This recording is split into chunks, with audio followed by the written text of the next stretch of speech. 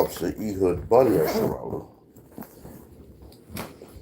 at the mighty Battle Axes of the Most High, coming to you with another Reverent Friday. Everybody the opportunity to come on in.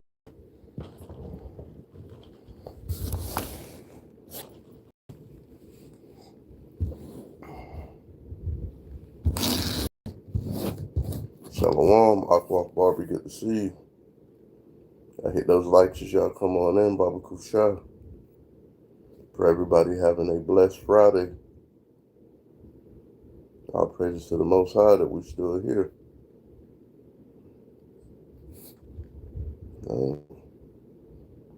Get my secondary screen up here.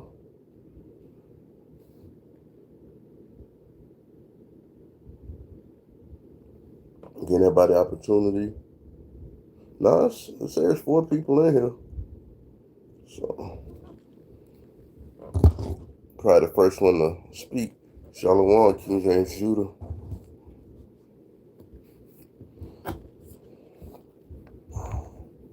Good to see y'all.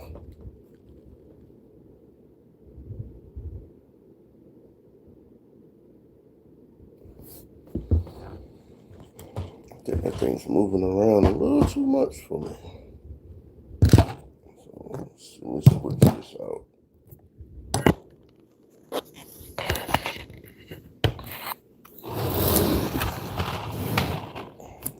And all praise to the Most High, man. I'm doing well. Shalom, shalom. Good to see y'all. All right. Shalom, Ray Israel.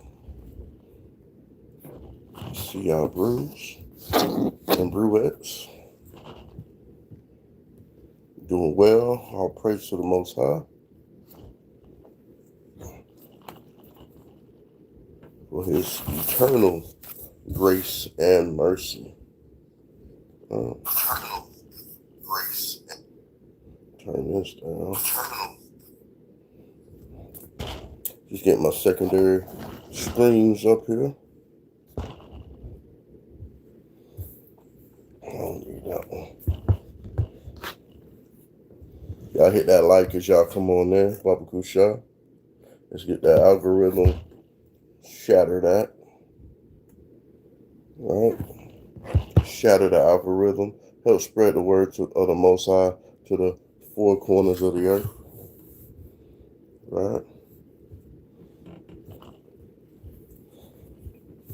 So I'm gonna just start out while I wait everybody come on in. I'm gonna start out with a little bit of, current events. Not sure if y'all seen Venezuela got hit back to back with a 7.2, then a 7.5 earthquake. Want to pray for our Northern Kingdom brothers and sisters that are being affected by those unfortunate situations, right?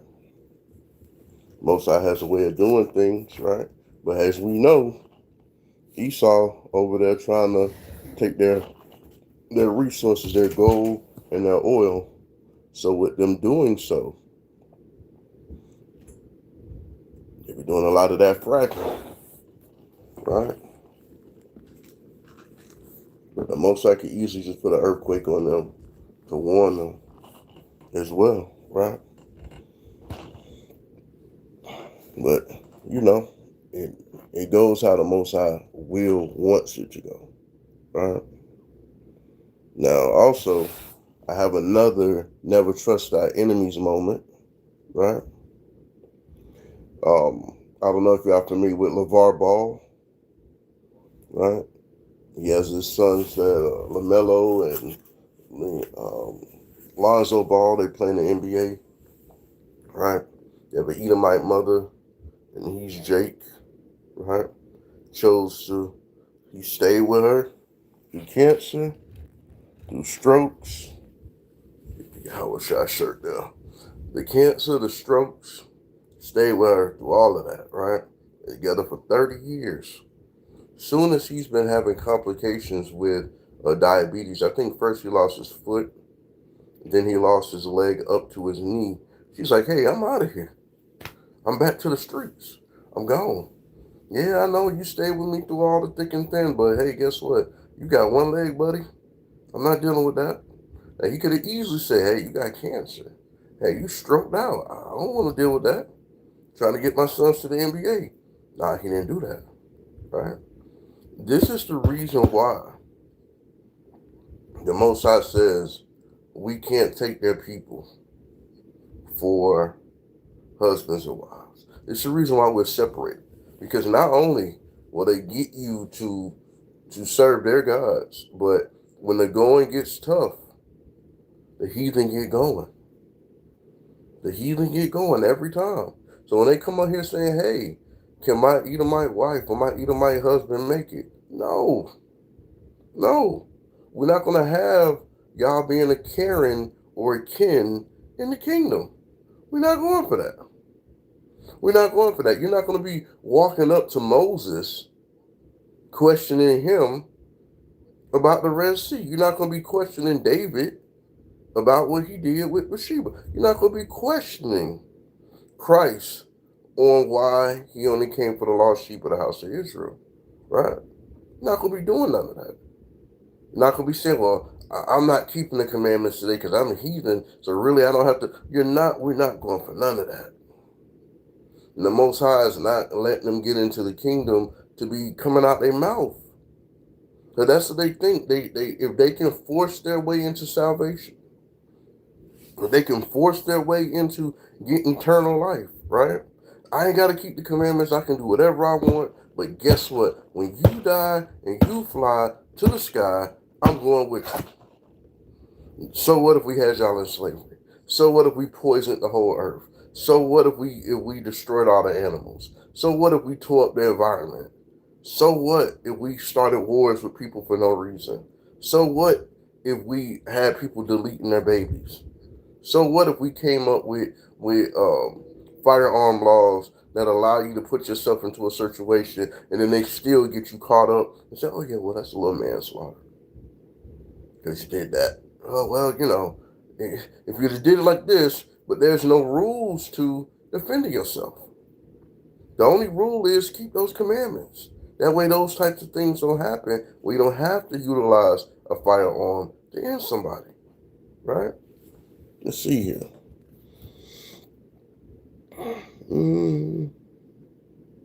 God, children need to learn their place.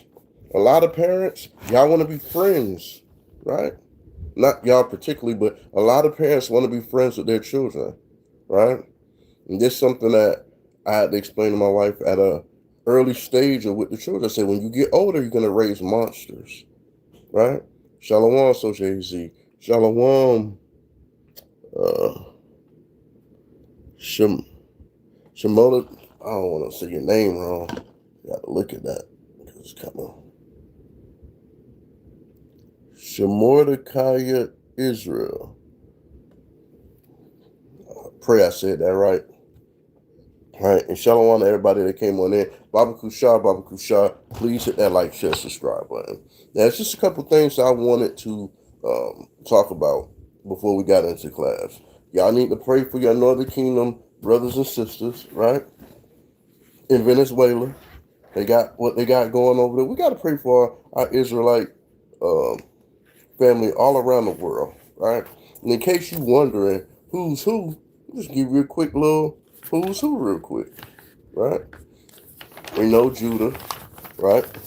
Shalom, Aqua from Mary Houston, in the beautiful house of Daniel, right? Good to see y'all, right?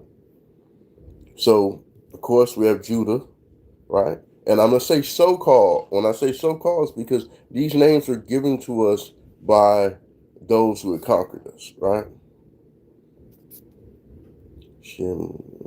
Khan, right? The water. Judah, so-called American Negroes. Benjamin, which is my tribe, the so-called West Indian Negroes. Levi, our brothers and sisters in Haiti, right? Simeon, our Dominican brothers and sisters. Ephraim, our so-called Puerto Rican brothers and sisters. And when I say so-called, again, these names, Puerto Rico, Dominican, Haiti, all of these names were given by conquerors, right? These aren't names that the Most High gave us, right? Manasseh, the Cubans, Zebulon, Guatemala, the Panama, which are the Mayans, right? Gad, the indigenous Native Americans, Reuben, the indigenous Seminole Indians, Asher, the Native Colombians, all the way to Ugarians, if I'm saying that correctly. I think I'm saying that right. Right? The Incas, as well as Nepatali, as Argentina, as well as the Chileans, and then Issachar, which is the Azteca, or what they call the Mexicans, right? The problem is people want to be friends with their children, right? People want to be friends with their children. You can't be a friend with your child because your child will run over you. That's why in my household, I operate as Christ would. And I'm explaining to you what that means, right? You can't play with Christ, right? Can't joke with him, all of those types of things, right? Am I having moments where I laugh and play with my children, right? Yeah. Me and my wife laugh and joke with each other all the time. But when it comes to disciplining and holding that household to the standard that the Most High want, there's no games to be played. There's no corners cut. There's no trimming our ways for love. You can be mad at me all you want, right? Doing this for the opportunity of salvation. We have to. We have to, because if we don't, you get children socking on you, pulling knives, weapons on you, doing whatever, disrespecting your house. I know y'all seen that video with the boy got mad about his mom doing something and tore the whole house apart, bro. It looked like it was an explosion in the house. That's how bad he tore that whole house up, right? Couldn't do none of that growing up. You look at your parent in a way that make it seem like you saying something in your mind that wasn't okay with what if they said go sit down and your response isn't walking away, okay. And that's it. That's it. That's the only opportunity you got. Because back then you have to get up off the floor. Yeah, that's standard. You're gonna have that 10 count like boxing. And guess what? This is what parents had to utilize back then. They didn't want their children in prison. They didn't want their children under a yellow sheet on the street with little cones around them being a victim of a shooting. Right? So they had to inflict more extreme requirements on us growing up. Right? So this week's lesson, right, is on grace. Beautiful acronym for it. Grace, granted repentance at Christ's expense, right?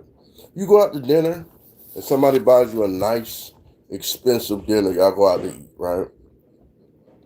And then you just mess over the food.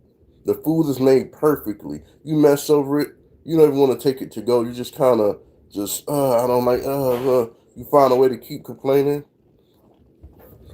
When the Most High gives you the opportunity to repent, right? He thinks about it like, I had my son on the cross dying for you. Right?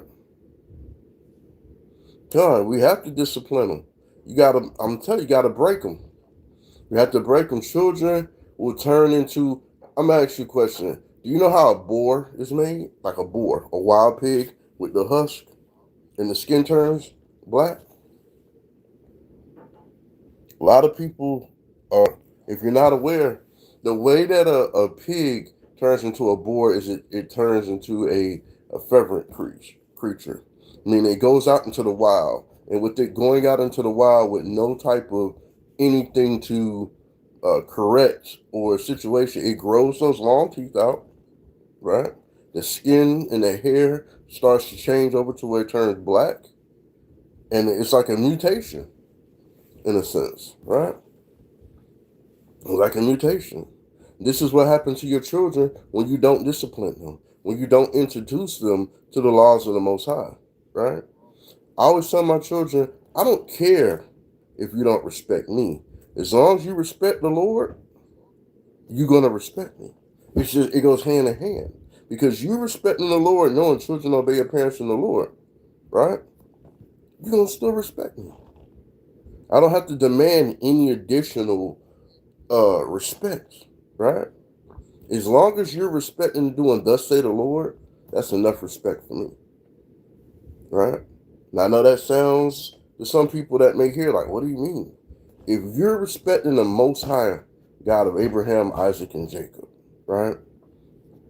And you're respecting him to the 100% of what he's requiring you, then you're respecting me right along the way. Because you're not being disobedient. You're being obedient to me. You're doing what I'm asking. I'm not asking you to do anything that's going to break the law, right? Shalom, Miss Ivy Princess. Shalom, King Asher, right? Y'all come on now. So we have to make sure, hey, our children aren't our friends. Abraham was going to put his child on an altar and sacrifice him. That don't sound like they was friends. You have a child to raise. You are a spiritual bodyguard for the property of the Most High. That's exactly what you are. That is exactly what you are. We don't belong to one another. Our children don't belong to us. All of us belong to the Most High. You have a responsibility as a parent to do thus say the Lord at the extreme that he requires.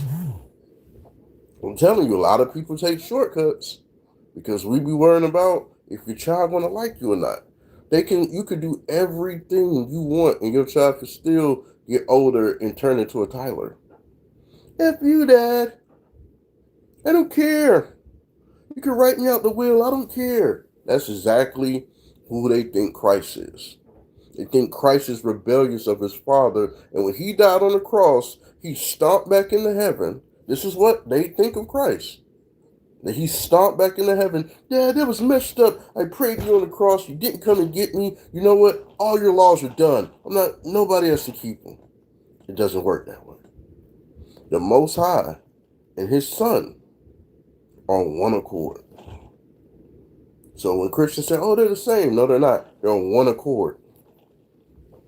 If I do martial arts and I bring my child up from 2-3 years old doing martial arts, so my child's 20, and we have a way of striking or a way of defending or parrying, right? We're on one accord in regards to how that may work, right?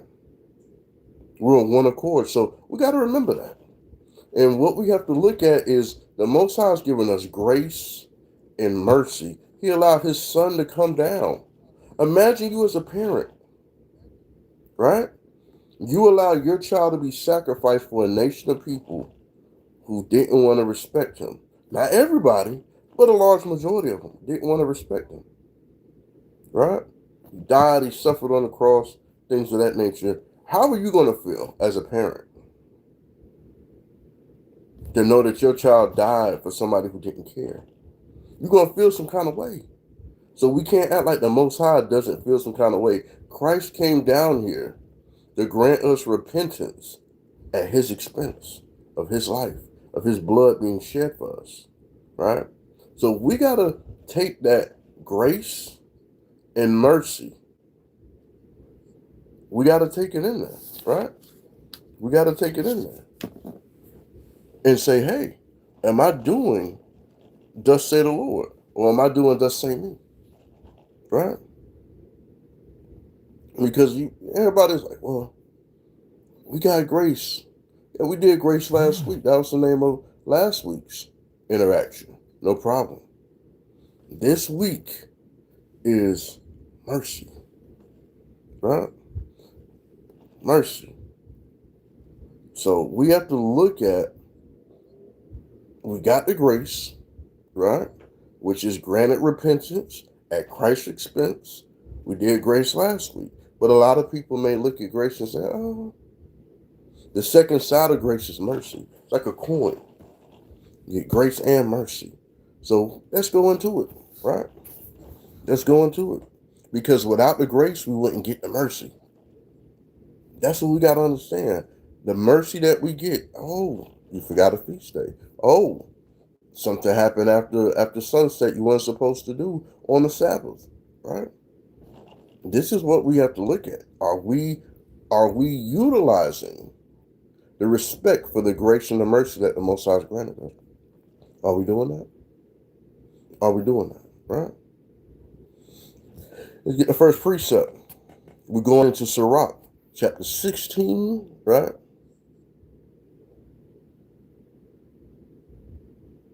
Come on, Mary Houston. That is very, very true, right? Being grateful to the Most High. A lot of us have so many things to be grateful for, right? So many things. And when you're able to express your gratefulness to the Most High, that's better than, you remember how you was as a child, you come home with that macaroni picture with the glue, the macaroni falling off that you did for your parents. You just wanted it on the refrigerator. Or that hand paint picture that you did in kindergarten, you just wanted that on the refrigerator. You just wanted to show your gratefulness, right? You were grateful just to be able to see it when you open or walk by the refrigerator. We got to show gratefulness to the Most High's mercy, right? Let's look at it. Sirach 16 and 12. It says, as his mercy is great, right? As his mercy is great. Let's stop right there. The Most High's mercy is great. You're not going to get any other type of mercy that's going to be as great as the Most High, right? Go to Psalms 103. We're going to break this all the way down, right? We're going to break this verse all the way down. So great as his mercy, right? Well, his mercy is great. So we got to look at examples of what this means, because most people are like, oh, I'm not sure what that means, right? Psalms 103 and 11. We're going back to Sirach, so hold your spot, right? Would you advise a way to bring up children in a way so there's no need to beat them? The Most High told you to spare not the rod. The Most High also said, Lisa, that it pleased him to bruise his son. So when you say beating versus spanking and disciplining, yeah, you start at an early age. I believe most children are aware at 6 months. You don't have to spank them, but telling them a sharp no, eye contact, holding the child in front of you, crying, hey, we're not going to do all that crying. Hush it up. A lot of these children are receptive to know what it means, right? You don't have to just, I'm going to keep beating them and beating them. If you implement a reverence at an early age, you're not going to let your child run around the house. No, you get them hands, you pop them hands. You don't have to knock the wrist loose. No, you let the child know that that's not going to be tolerated, right? People can raise a vicious pit bull, and the pit bull will pray with the family. The pit bull will let the baby do everything and be defender of the home. That animal with the soul had to be taught how to do that. The same thing comes up if you're a boxer. You have to be taught how to throw 1-2, 1-2 parry, 1-2, 1-2 block. Same thing, you have to be taught how to be a forklift driver, how to be a CDL instructor, how to be a firearms instructor, right? You have to be taught things. But when we take out the teaching, we take out the reverence, right? Because let me explain something to you. You can go ahead and try to skip disciplining your children, saying, I don't want to beat them. The reason why a lot of times children have to get horrible beatings is because there were steps skipped upon the way. When we grew up, we were like, man, I'm not sneaking out. My mom or my dad is going to kill me. Oh, no. Because we didn't already got a spanking. Or we have reverence for our parents that, hey, my parents is not going to play. I will get a discipline, and it's not going to be something I want. So if I know it's something I don't want, then, hey, you have the early years of your children's life to be in their life. Children require attention, right? Shalom, Adiva, Yapa, Sazalaya, right? They require attention. right? This is the reason why the Most High gives us mercy, because we require attention, which the Most High always has for us. He's there to discipline us, right? You can say, I don't want to beat my children. What do you think the Most High going to do to you if he loves you and you continue to sin? He might beat your job to dust. Now you ain't got a job. Or beat your car, or beat your home, or beat one of your family members into the hospital by just having them get into an unfortunate situation. Or it might do the same thing to your children. Those things hurt, right? Not a single word of miracle on this channel. What are we talking about with miracles? You show up, not sure what you're talking about, right? But again, when you look at their channel, there's nothing there. Person says they're humanness. So do you believe in God? Do you believe in God, or are you just here to scoff, right? Because when I look at Psalms 103 and 11, right, and I think about the Most High's mercies being great, right? It says, for as heaven is high above the earth, so great is his mercy towards them that fear him, right? A lot of people don't fear the Most High. The beginning of wisdom is fear of the Most High, right? His mercy is great to those that fear him. Fear him doing what? To keep his commandments and stay obedient to him, right? Thou shalt not kill, thou shalt not steal, thou shalt not commit adultery, thou shalt not choose usury over your brothers and sisters, right? So we have to look at what these scriptures are telling us. You don't want to be in a position where you're not getting mercy because you don't fear the Lord, right? We got to look at it. His mercy is great. Yes. Who else is going to give you mercy? The angels can't give you mercy, right? The devil can't give you mercy because he works for the Most High. What mercy you think he's going to give you, right?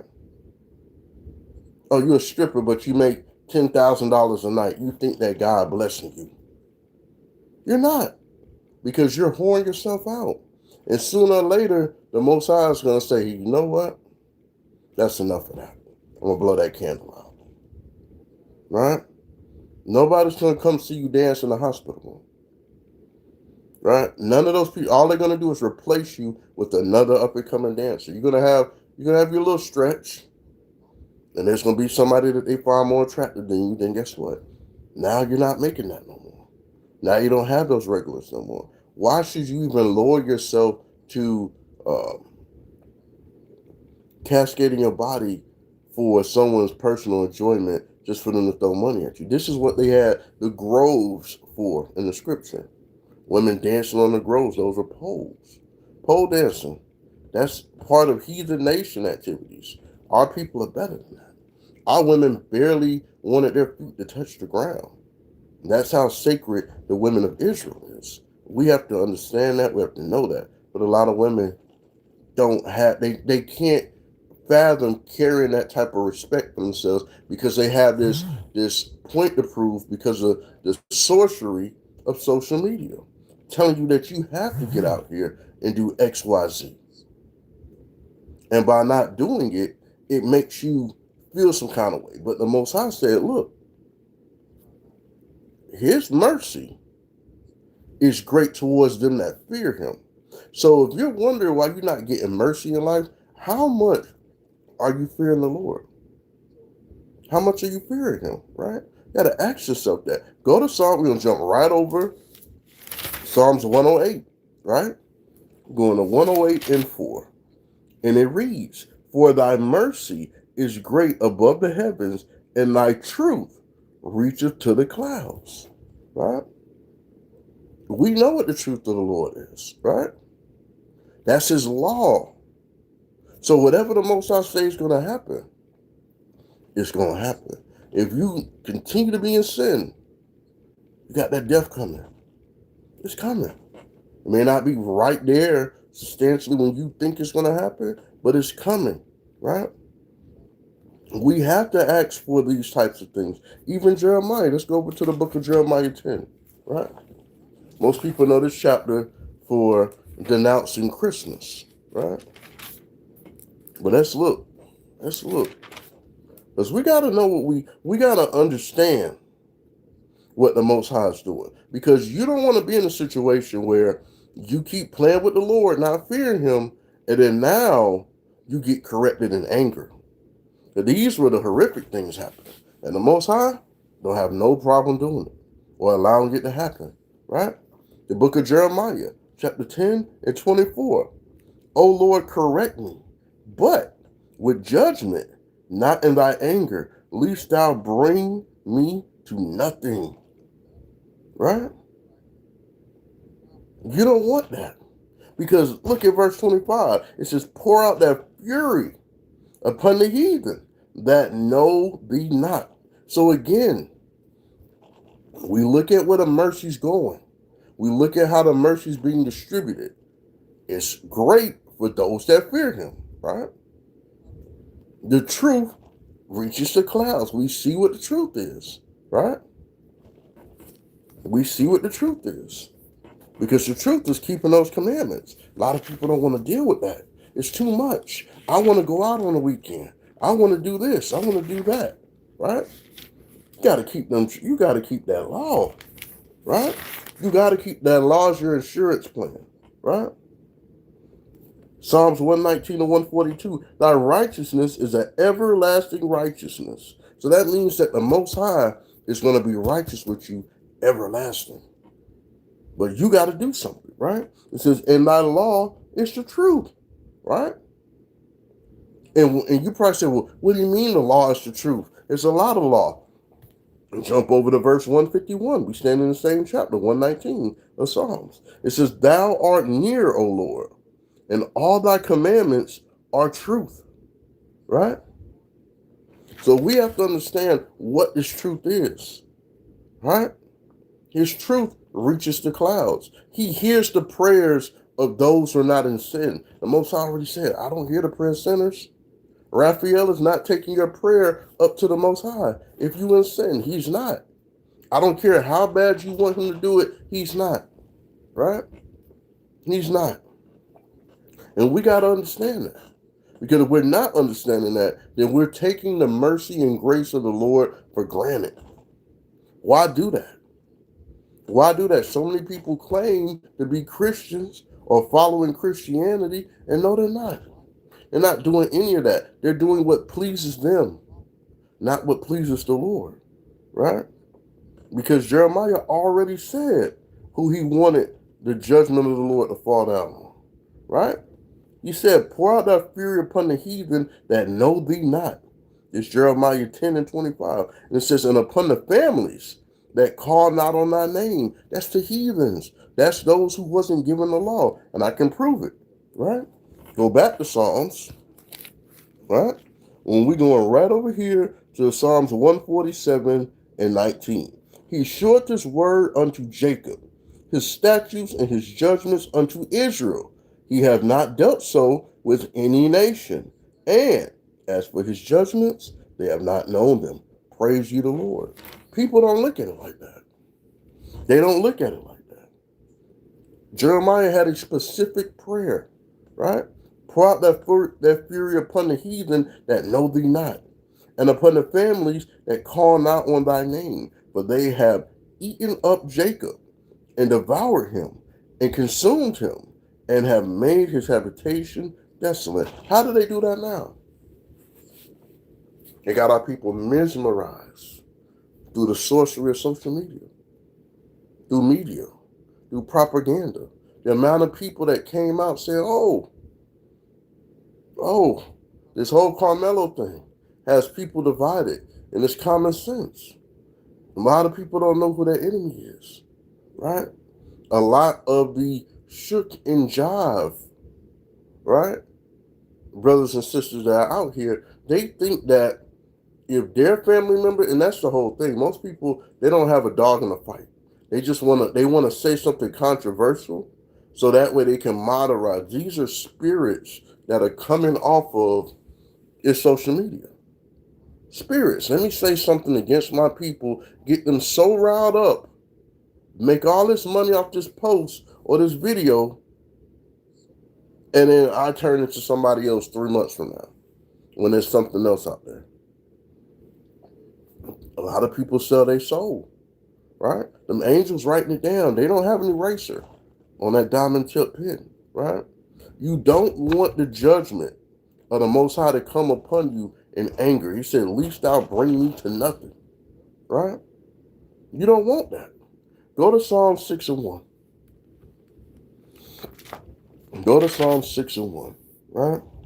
It says, O Lord, rebuke me not in thy anger, neither chasten me in thy hot displeasure. Have mercy upon me, O Lord, for I am weak. O Lord, heal me, for my bones are vexed, right? So you have to ask the Most High for that deliverance. You have to ask the Most High to have mercy on you. Because these things, hey, you get the grace, right? But you need that mercy, right? You need that mercy. And I have to go in and change the, if it'll allow me to edit the name of the class, right? And I wrote in another acronym for grace, but hey, sometimes the Most High make you do what he wants you to do. He needs to let you know that, hey, without my grace, there is no mercy. And with the mercy comes the grace. They're one and the same. They're one coin that you can flip over. You're going to get the grace or the mercy. You want them both. You want them both. A lot of people misuse the grace of the Lord and call it everything else and operate in it in everything else other than what it's supposed to be operated in. Just like a person wearing pajamas to the store. That's meant for you to sleep in. Now they have that lingerie looking top for women where they don't wear no bra. They wear like a little suit jacket and they wear that to work. That's unacceptable, right? But the standards of this world is being lowered day by day. Day by day. Because a lot of our women, unfortunately, see something Esau do. Now they want to do it. Oh, she got on yoga pants. Well, my body look way better than hers, so I'm going to wear yoga pants and I'm going to really get the attention I want. Don't work out a day in their life. But they got on a waist trainer. They got on some yoga pants. They got on some workout attire. They think that they look cute. They walking around, right? Come on, no modesty. No modesty. And then when they get the attention they don't want, now it's like, oh, you're being weird, or oh, don't look at me. Why you got that on for? They show all the videos of the women in the gym doing that stuff, trying to get the attention of the men, and the men don't pay them no attention. And they upset. You want the attention, but when you get it, you want it so you can play victim. That's some weird activity, bro. I don't raise my daughter to operate in that kind of mind state. That's annoying. You'll never keep a husband or a man like that. Not being submissive, trying to be subliminal, sneaky, seductive, right? These are the things that you don't want for your children, right? We want the Lord's mercy upon us because guess what? If you're not getting the mercy of the Lord, what, you think the devil going to come give you some mercy? You think the devil going to walk up there and say, hey, I gave him that $2-3 million lottery ticket, Lord. I gave it to him. Now he out here looking for the hoes. He don't talk to you at all. You know, I know we didn't crash him up in the. He got in that car accident. He's pretty bad right now, right? He got the money to pay for the doctor bills and things of that nature. Just take it easy on him, Lord. The devil's not going to do that. The devil's going to let you run it up and say, oh, that's on you. Nobody. If you ever heard somebody do something, right, and you get like, oh, why you didn't tell me that? I ain't put a gun to your head. I didn't make you do that. And the persons feel this small because they feel stupid. They feel misled. They feel tricked. That's what the devil does. That's what he does. He tries to take you to the point where he's like, if I can make you use all your mercy up. We don't know if the devil know how much mercy you got. We don't know if there's a stat sheet in heaven when a demon brings you up, like you going to the IRS and they bring up paperwork to be investigated. Or I'll give you a perfect example. My situation when I had to get a driver's license, right? I had to have my birth certificate and all these documents because I was coming from Florida to Texas, right? When you got to take this information over to be reviewed and they have to look at this and run your information, you don't know if that demon can see how much grace you got left. And realize, I didn't get him last time. He had a 38% grace right now. If I do this will knock him down to like a 32. And if he does this, I can knock him to a 16. You don't know. You don't know, right? You would pray that they don't have access to that. You would pray that, right? That would be something that would be terrifying, knowing that these spirits know how much grace and mercy you got left, and they're attacking you based on that to try to get you out of there. It's like a game, we got hit points. You get hit one more time, you're dead. That's why you can't play with sin. This is why the beginning of wisdom is to fear the Most High, right? That's the honest truth. But Christianity teaches you don't have to fear the Most High. And I'm explaining to you how. So if you're a Christian watching this saying, well, I'm a follower of Christ, are you? Because Christ never told you not to keep his Father's commandments. So why are you trying to say that Christ did? So you're going to lie on Christ, right? See, because his disciples denied him 3 times. How many times have we denied Christ before the cock crowed, right? How many times? That's the thing. You're denying Christ when you say you ain't got to keep the commandments. Because when someone says, well, are you able to kill? Well, no. Are you able to do this? No, of course not. Those are commandments. So why are those still being observed? Why are those still being kept? Well, you know that. No, it's not. We got to answer the question. This is the reason why the Most High says he only wants the purest of the gold and silver for his kingdom. You don't want the rest of that impurity stuff, right? You don't want it, right? Let me get this Psalms 85:7, right? Let's see here, 85:7. And it reads, show us thy mercy, O Lord, and grant us thy salvation. I will hear what God the Lord will speak, for he will speak peace unto his people, right? And to his saints, but let them not turn again to folly, right? So you're getting that repentance. You're getting that opportunity for the mercy, right? You're getting the grace. But he's asking you, right? Don't turn back to the folly. What's turning back to the folly? You in the truth? No, I'm not in the truth no more. I'm going back to this. I left that. I was watching a video full of short moment of somebody that used to be in another Israelite camp, right? That no longer exists, right? And he was like, they used to have people come out to the camp and act like they had an issue and to go back and forth to make their teachers look good. At that particular area of their camp, I think in Los Angeles or somewhere, right?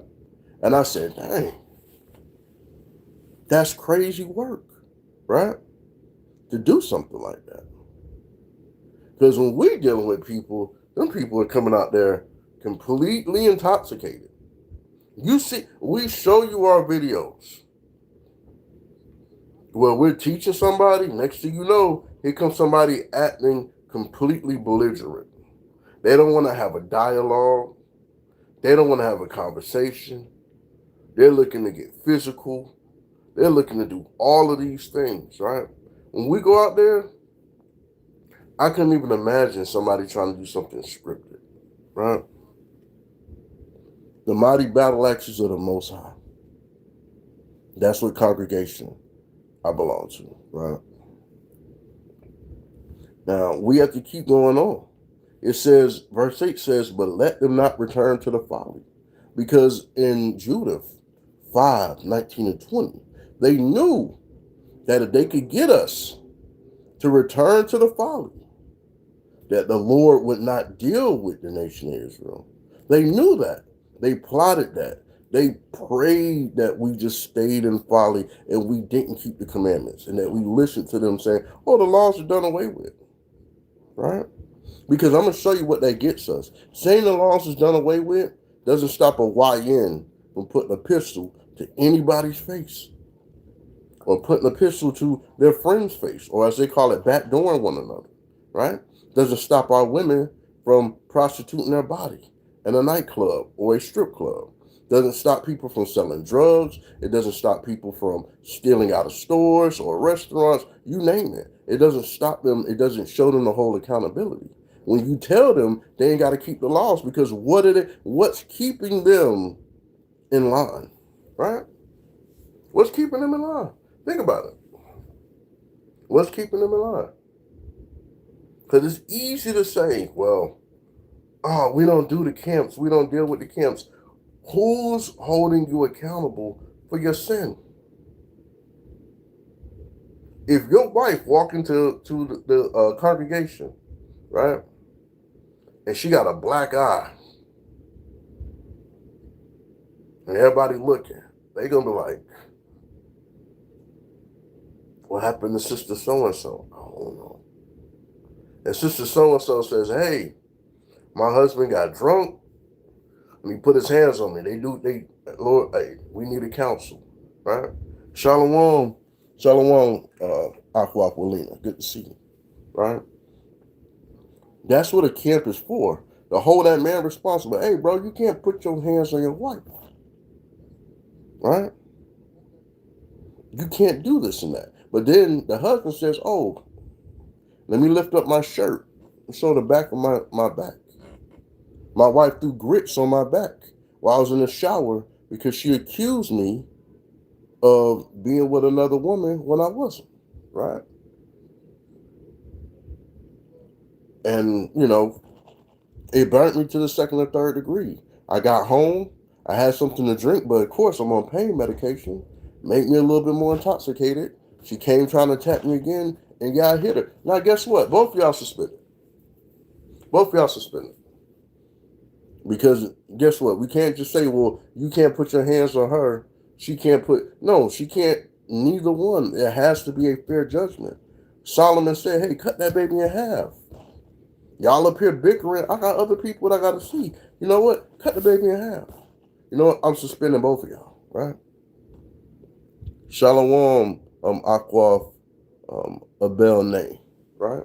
Get to see y'all sisters, right? Y'all hit that like button as y'all come on in, Baba Kusha, right? We have to look at not returning to the folly. That's you spitting on your mercy. That's you wiping your backside with your grace, right? And saying, oh, well, the Lord gonna forgive me, right? You don't know how much grace you got. You don't know what level of mercy's left on your candle, right? You don't know before it's blown completely out. You don't know how frustrated the Lord is with you. How displeased he is. How many times you displeased him. So you gotta ask yourself, Shalom, Malak Ta'ab. Am I gonna sit here and play till the Most High destroys me? Because he don't need none of us, right? He don't. Let's look, verse 9. Surely his salvation is nigh to them that fear him. We got to fear him. We got to keep the commandments. This is what gets you that little bit of great. Look at it like this, right? Working on a job and you get PTO. Every paycheck, you get what? 2 to 3.5 hours. And that allows you to accumulate. So when you need a vacation or take time off from work, your sick time, all of that accumulates, right? So look at this equation right here, right? It says, surely his salvation is nigh to them that fear him, that glory may dwell in our land. Right? The more you fear the Lord, the more you keep the commandments, increases your opportunity to have more grace and mercy. So when an affliction comes, when a situation arises, and you cry out to the Lord in prayer, that situation can be met with an increment of your mercy, an increment of your grace to help you get through that situation, right? A lot of people don't look at it that way. They just think, oh, I can do what I want. Yeah, you can. And then guess what the Lord gonna do? He gonna do what he wants, because you don't control the Lord. There's an unnumberable amount of Israelites on this planet. Christ couldn't even make the Most High take back that cup of suffering. And that's his only begotten son. Who are you that you think you're going to get the Most High to say, oh, well, Sally Mae is asking me to do this and that, and she hasn't praised my name in a century, right? It doesn't work that way, right? Let's get the rest of it. Verse 10, mercy and truth are met together. Righteousness and peace have kissed each other. Think about it. Like I was telling you earlier, grace and mercy is like a coin. It's like a Siamese twin, right? It's like an identical twin.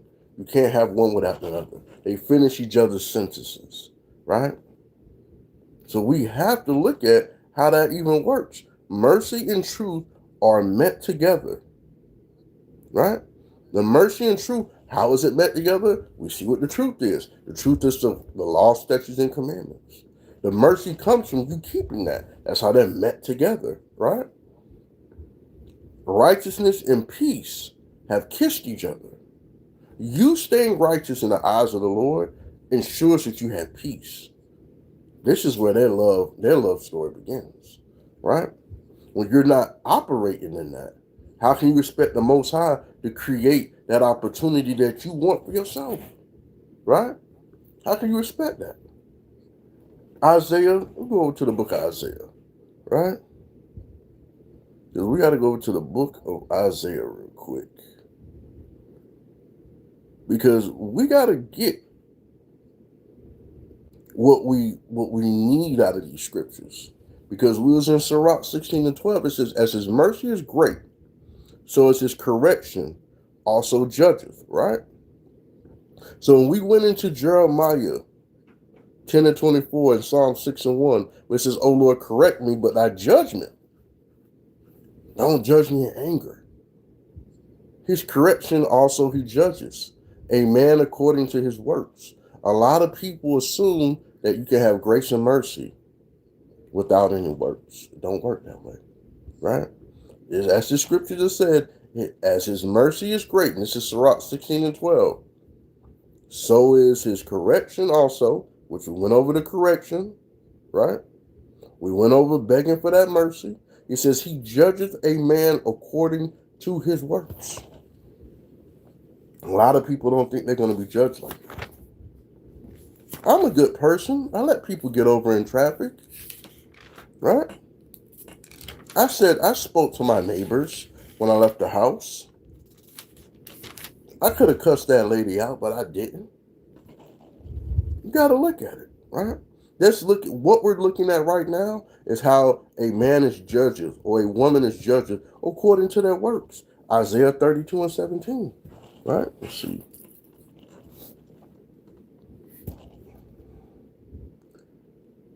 It says, and the work of righteousness shall be peace, and the effect of righteousness, quietness, and assurance forever.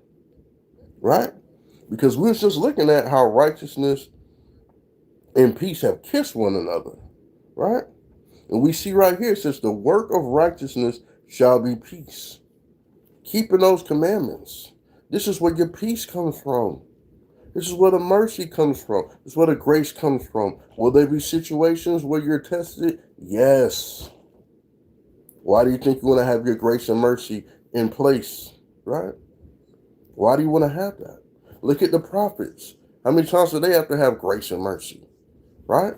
How many times did Job have to ask for mercy and grace? It seemed like it wasn't going to get any better, and it did. And it did. In the end, he got double, right? Christ died on the cross for our sins to give us the opportunity to have a chance of grace and mercy, right? How dare you disrespect him by saying that his commandments of his Father, which he came to keep, which helped initiate it, him getting on the cross, dying for your sins so you can have grace and mercy, how dare you say that you ain't got to keep none of his daddy's commandments? If that don't sound devilish, if that don't sound like what the devil would say to you, that's why I say a lot of these so-called Christians that are in Christianity, they just, hey, they're devils in disguise now. Come on, right? You want to have that quietness and that assurance forever that righteousness brings. Quietness and peace in your home. Your children are arguing. Your wife not out of pocket. Your husband's not lying in the household. You want to have that, right?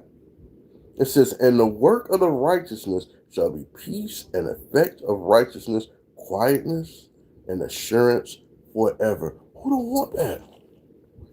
Who don't want that, right? Who don't want that? Go over to Revelations 20 and 12. Because we got to look at how you're going to get judged for your works. A lot of people don't feel like you're going to get judged for your works. You're just going to do what you want to do. You're going to show up to the Most High. You're going to crack a smile at him. You're going to wink eye and say, let me in, Lord. It ain't going to go like that. Get thou from me, I never knew thee, is what you're going to hear, right? Revelation chapter 20, verse 12. And it says, because I want y'all to understand something before I even read this. If you can hear my voice and you feel that you don't have to do any works because you're under grace and mercy, you ain't got to do any of that, what do you think you're going to be judged by in the kingdom? Because you will be judged, right? There will be judgment, right? There will be judgment. What do you think you're going to be judged by? If the angels are writing down what you're doing, if Deuteronomy 30:19 said, I call this day to record against thee. If all these things, speaking about good and bad deeds, right? If all these things are put into a compilation or compiled, it's like a court case against you and this evidence.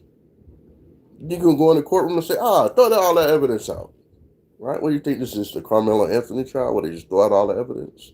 That's not going to be the Most High. He is a real judge. He's not a play judge like Roach was. Right?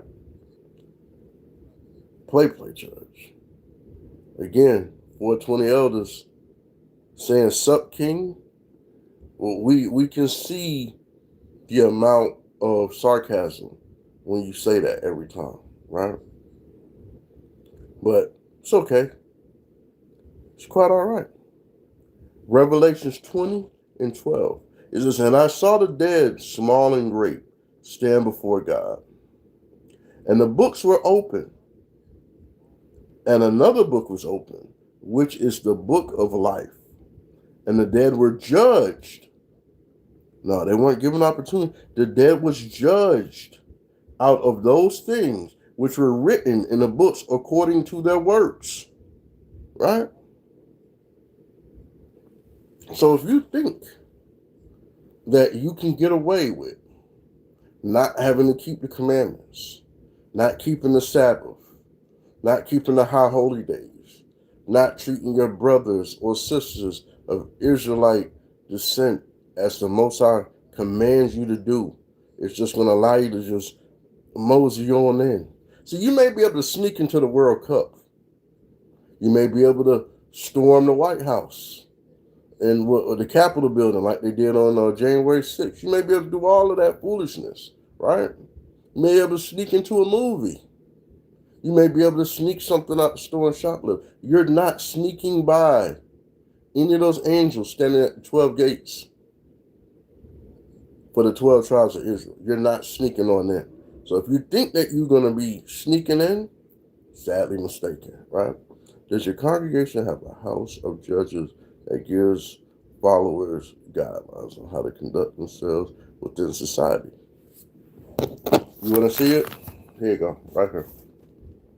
We go to the Torah, right? Go to purchase that gold tribe. Right. Riches in heaven is based on your works on earth, man. Teaching those to keep the commandments, right? So you can be considered great in heaven. But I mean, I'm cool if I'm a doorman in heaven. I don't have to have some exalting of things. Just being in heaven, being with the Lord for an eternity and not burning in the lake of fire with the heathens and those who are not worthy of the kingdom. That's good enough for me, right? So we do have a house of judges. It's called the Torah. It's the law, statutes, and commandments, right? So that is our actual guidelines that thou shalt not kill. Hey, if somebody does work for you, then guess what? You need to pay them before the sun sets, right? You have to conduct yourself based on the law, statutes, and commandments. That's why it says, seek your own salvation with fear and trembling. The Most High is giving you his commandments. You need to keep them, right? That's how you conduct yourself, right? If I damage your property, I'm responsible for replacing that damage, right? If my children was to break another child's game system, guess what? I'm on the hook for that. So I tell my children, keep your hands to yourself. Don't touch people's things, because I don't want you to, oops, I dropped it by mistake and it broke. Thing could have been on his last leg. Now guess what? I got to pay for that. I can avoid that by telling you, leave it alone. Don't touch it. You can watch with your eyes, not with your hands, right? We have the rules to conduct ourselves. We have the opportunities. The Most High has left us the greatest example of doing these things in his son's walk on the earth. When Yahweh walked on the earth and died on the cross for our sins, so we can have grace and mercy, right? That was the greatest example we was going to ever get, right? Oh, let me get verse 15 as well. Whosoever, because I'm going to read 12 again, Revelations 20 and 12, because everybody think you just want to get on in and you ain't got to keep the law, statutes, and commandments. You ain't got to do that, right? They think you just going to come on in. Hey, come on in. It's all right. It's okay. They think grace and mercy is a sin, disrespect the Most High, blaspheming the Holy Spirit. All right, I'm going to have mercy. Come on, man. I want you to be here. Most High don't need none of us. How can you want somebody to be there that he don't need? People don't get that, right? How many homeless people do you invite to a child's birthday party at McDonald's? They sitting outside. Hey, you want one of these cheeseburgers? This little baby ain't going to eat it. You want one of these cheeseburgers? Y'all not going to even give a second thought to look at that homeless person. Y'all not. A lot of people now, when they go deal with the homeless people, they got their camera out. Let me film this. Hey, wake up. Wake up. I want people to see me giving you some money so I can get likes on my page. Right? Ingenuous. This is what social media has turned our people into. It's sorcery, man. That stuff is witchcraft. Right? It turns you into your own demigod. You can be viewed how you want to be viewed. But let's look at what the Bible says in regards to final judgment. You can't get around it. You gotta have works with your faith. Your faith gotta be, hey, if I do this, if I stay righteous, if I keep these commandments, I have an opportunity to get into heaven. Right? I have an opportunity to get into heaven. Right? A lot of people don't look at that. They just look at it, oh, I ain't gotta do that. Christ died on the cross for my sins, so that's an automatic ticket to heaven. Don't disrespect Christ like that. As disrespectful to the Most High, as disrespectful to his son, and everything that he had to encounter while he was here on earth, right? But people don't look at how prideful they are against the Most High, or against his son, or against his words, or against his commandments. They don't look at that. The stuff that they say, I'm like, wow, that's crazy. But the first thing they'll do is say, oh, you Israelites. They have a way to attack somebody wanting to keep the commandments, right?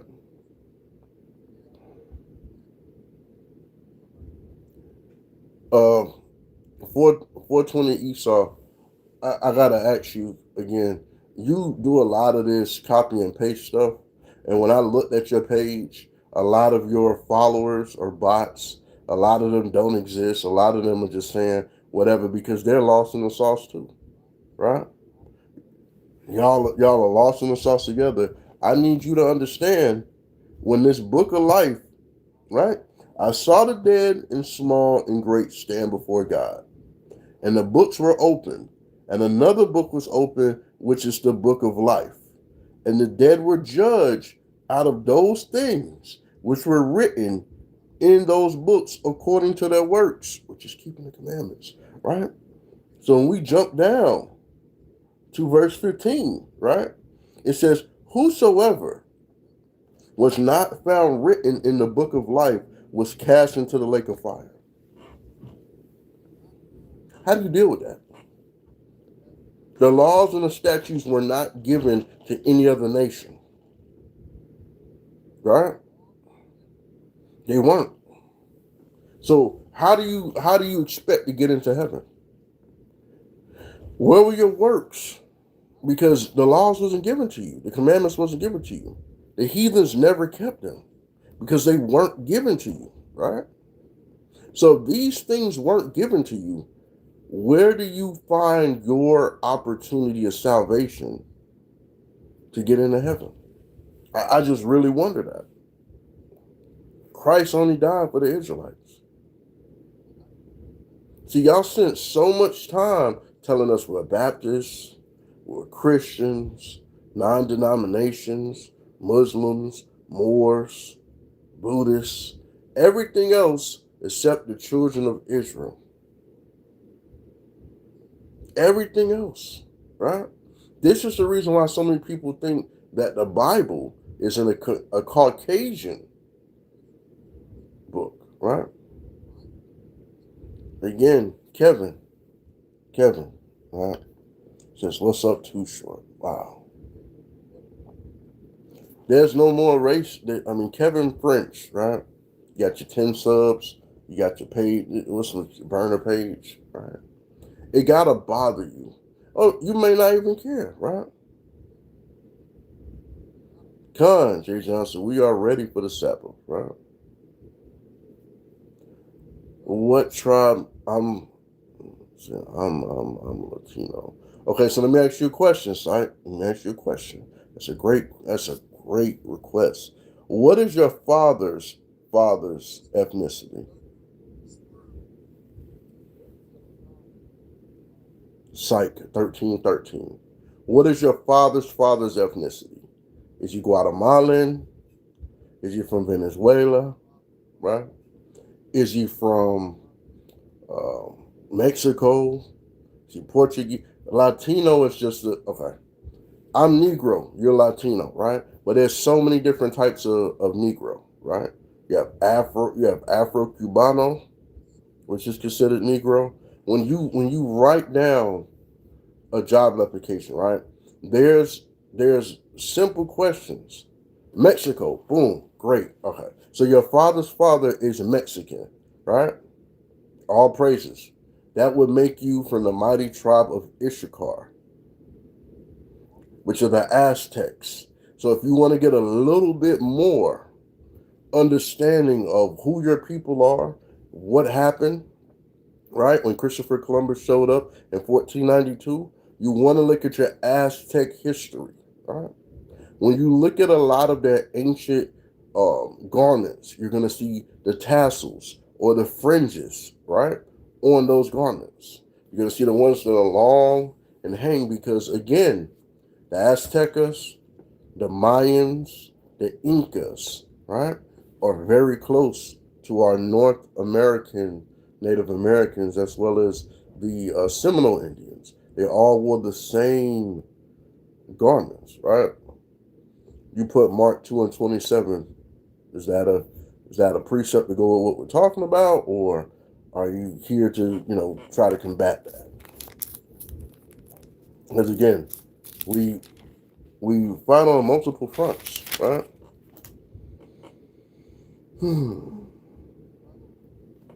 Yes, we gotta keep the Sabbath, right? A lot of them were darker color though. God, because I'm gonna tell you something. Being an Israelite, and I want this to be understood and heard. Everybody coming on in, Baba Kusha, well, please, if you don't understand Paleo Hebrew, hit that like button. We want the algorithm to share this lesson, right? We don't keep 4th of July. That's a disrespect to each and every member of the 12 tribes. Because think about it. The so-called Incas, Mayans, as well as Aztecs, Native Americans, all of them during 4th of July was being hunted down by soldiers. Guess what? The Negroes, which are the Southern Kingdom, they were subject to being slaves. Everybody was in slavery 4th of July. We don't keep that. We don't keep that. There's no Independence Day. You know what an Independence Day is? Every day you get up and choose to keep the commandments of the Most High, that's your independence from sin. That's the most independence you ever want. Independence from sin. Keeping the commandments of the Lord. Because I'm going to read this Revelations 2:20 and 12 again. And this is something that our people need, bro. This is something our people need. Again, this is what's going to happen when you die. So we can sit here and allow Pastor Porkchop to come in and play the games with us, because they know they're going to the lake of fire. They know that. So they're like, well, I'm going to try to get as many of y'all to come with me, because this shows you how prideful and selfish the heathen nations are, right? Let's look. The book of Revelations 20 and 12. And I saw the dead. So you're dead already, right? You're dead already. It says the dead, small and great, right? That means from a baby all the way up to a president, LeBron James, Shaq, whoever, Michael Jackson. Guess what? All of them dead, right? Great and small stand before God. The books were open, and another book was open, which is the book of life. And the dead were judged out of those things which were written in the books according to their works. Now, when you get, let me get it, Deuteronomy 30 and 9, right? When you get this, you're going to be like, oh, I didn't even think about it like that, right? 30 and 19, Deuteronomy chapter 30, verse 19, it says, I call heaven and earth to record this day against you, that I've set before you life and death, blessing and cursing. Therefore choose life, that both thou and thy seed may live. Right? So we were given the opportunity to know early in the book. This is why you can't just jump the New Testament and not read the Old Testament. You gotta be able to understand that, well, where's this coming from? Where these books are talking about, right? The Most High lets you know you have an angel watching you. He's recording you this day, right? It's like using a credit card. You want to get as many points or cashback points, keeping the commandment. These increase your mercy points, your grace points, right? How many people, I want a 1 in the chat, if you woke up today and you were not in any pain whatsoever. The normal pain you usually have, or surprise pain, because as you get older, your body will betray you. Wake up, well, I feel like my ankle sprained. You look at your ankle, you didn't do nothing. You just went to sleep. You woke up, now your ankle feels sprained. Now your shoulder hurt. Your eyes hurt. Your ears hurt. Your gums hurt, right? Do we honor the dead? We mourn the dead for 7 days, and then we're done with it. The best way you can honor anything is by keeping the commandments and honoring the Most High. Those who are dead, let them be utilized as an example. What type of life did they lead? Do you think that person's going to make it into the kingdom? No, because they did this, this, and this. You know what? I don't want to end up like that. Let me look at their shortcomings And while the Most High brought them home early and say, you know what? Let me do better in life to please the Lord. So that way when I'm in front of him, there's no problem, right? Because look at verse 15 in Revelations 20. It says, and whosoever was not found written in the book of life was cast into the lake of fire, right? Now, I want you to think about that verse. I'm going to come back to your question, J. Johnson, in one moment, right? When you look at that verse, it said, whosoever is not written. Now, these heathen get really upset when you show them this, right? When you show them this, you have to look at who's not written in the book, who wasn't given any opportunity. It says, I got a question. I switched my diet basically to veggie and not meat. Is Yahweh mad about this? Well, look at it like this. When you have Passover, got to eat the lamb, right? But then I want y'all to think, I really want y'all to think about something. People who eat meat, we're not upset with vegetarians. I'll say 50% of vegetarians that you may have in your own family who get on that walk will sit there and tell you why you don't need to eat meat, right? But you'll never hear a meat eater coming to you saying, this is why you don't need to eat vegetables. It don't work that way. We got to think about the long term of that, right? But think about how much pesticide they are spraying on the vegetables so they can last as long as they need to last in the store. Organic just means they're using a different pesticide. I was just up because a lot of nights I be up. I can't sleep some nights, right? And that's cool. But I saw a device that they had that they stuck in the water. And he was showing when you stuck this in the water, a lot of people think they're going to skin it. They're going to wash it, right? They put this device in the water. It's almost like a ultrasonic. If you ever seen the jewelry cleaners, right? I got to get me one. An ultrasonic machine, you drop your jewelry in there, right? You put the little, solution in there with it. You turn it on, it goes, it makes that noise, right? Then you see how that black stuff start coming off of your jewelry. And when you take it out, your jewelry look just like you just got cast in, it's at the purest form of that gold or that silver, right? Diamond sparkling. When you get this fruit that's organic, they got extra pesticides on that so it can last a little bit longer. When you go in the grocery store, remember now, I'm gonna tell my age. I'm in my mid-40s, right? I remember when I used to go and we had a grocery store called Winn-Dixie back in Florida, right? We would go in the grocery store, there's flies all over the fruit. You gotta fan them out of there because you have fruit flies. How many fruit flies do you see in Walmart? How many fruit flies do you see in Whole Foods, if you like to go to Whole Foods, on the fruit and the vegetables, right? How many of those, remember you used to have bugs that's on your fruit and vegetables? You have to come home, like let's say if your family made collard greens. They had to clean them things good because there were bugs kind of harvested off in there because they know that that's real, it was real food and they gonna eat them vegetables, right? Now, you barely have to wash anything off because the pesticides they put on it. If you Google this, it says a lot of people who lead vegetarian lifestyles have a higher rate of cancer. I didn't say that. This is what the ADA, I mean not ADA, excuse me, the AMA, the American Medical Association, right? They say the reason why is because most people don't clean their fruits and vegetables right.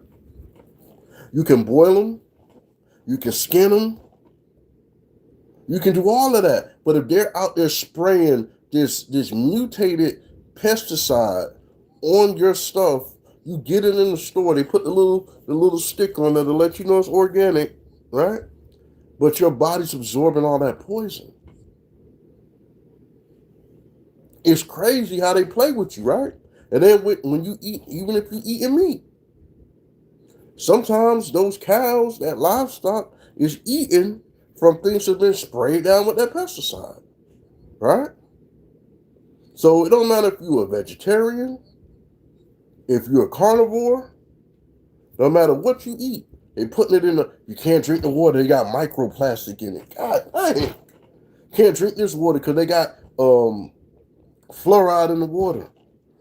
Esau is wicked as hell, bro. No matter what, baby formula, right? There's all types of stuff in there. They got glass and things grounded up in the baby formula.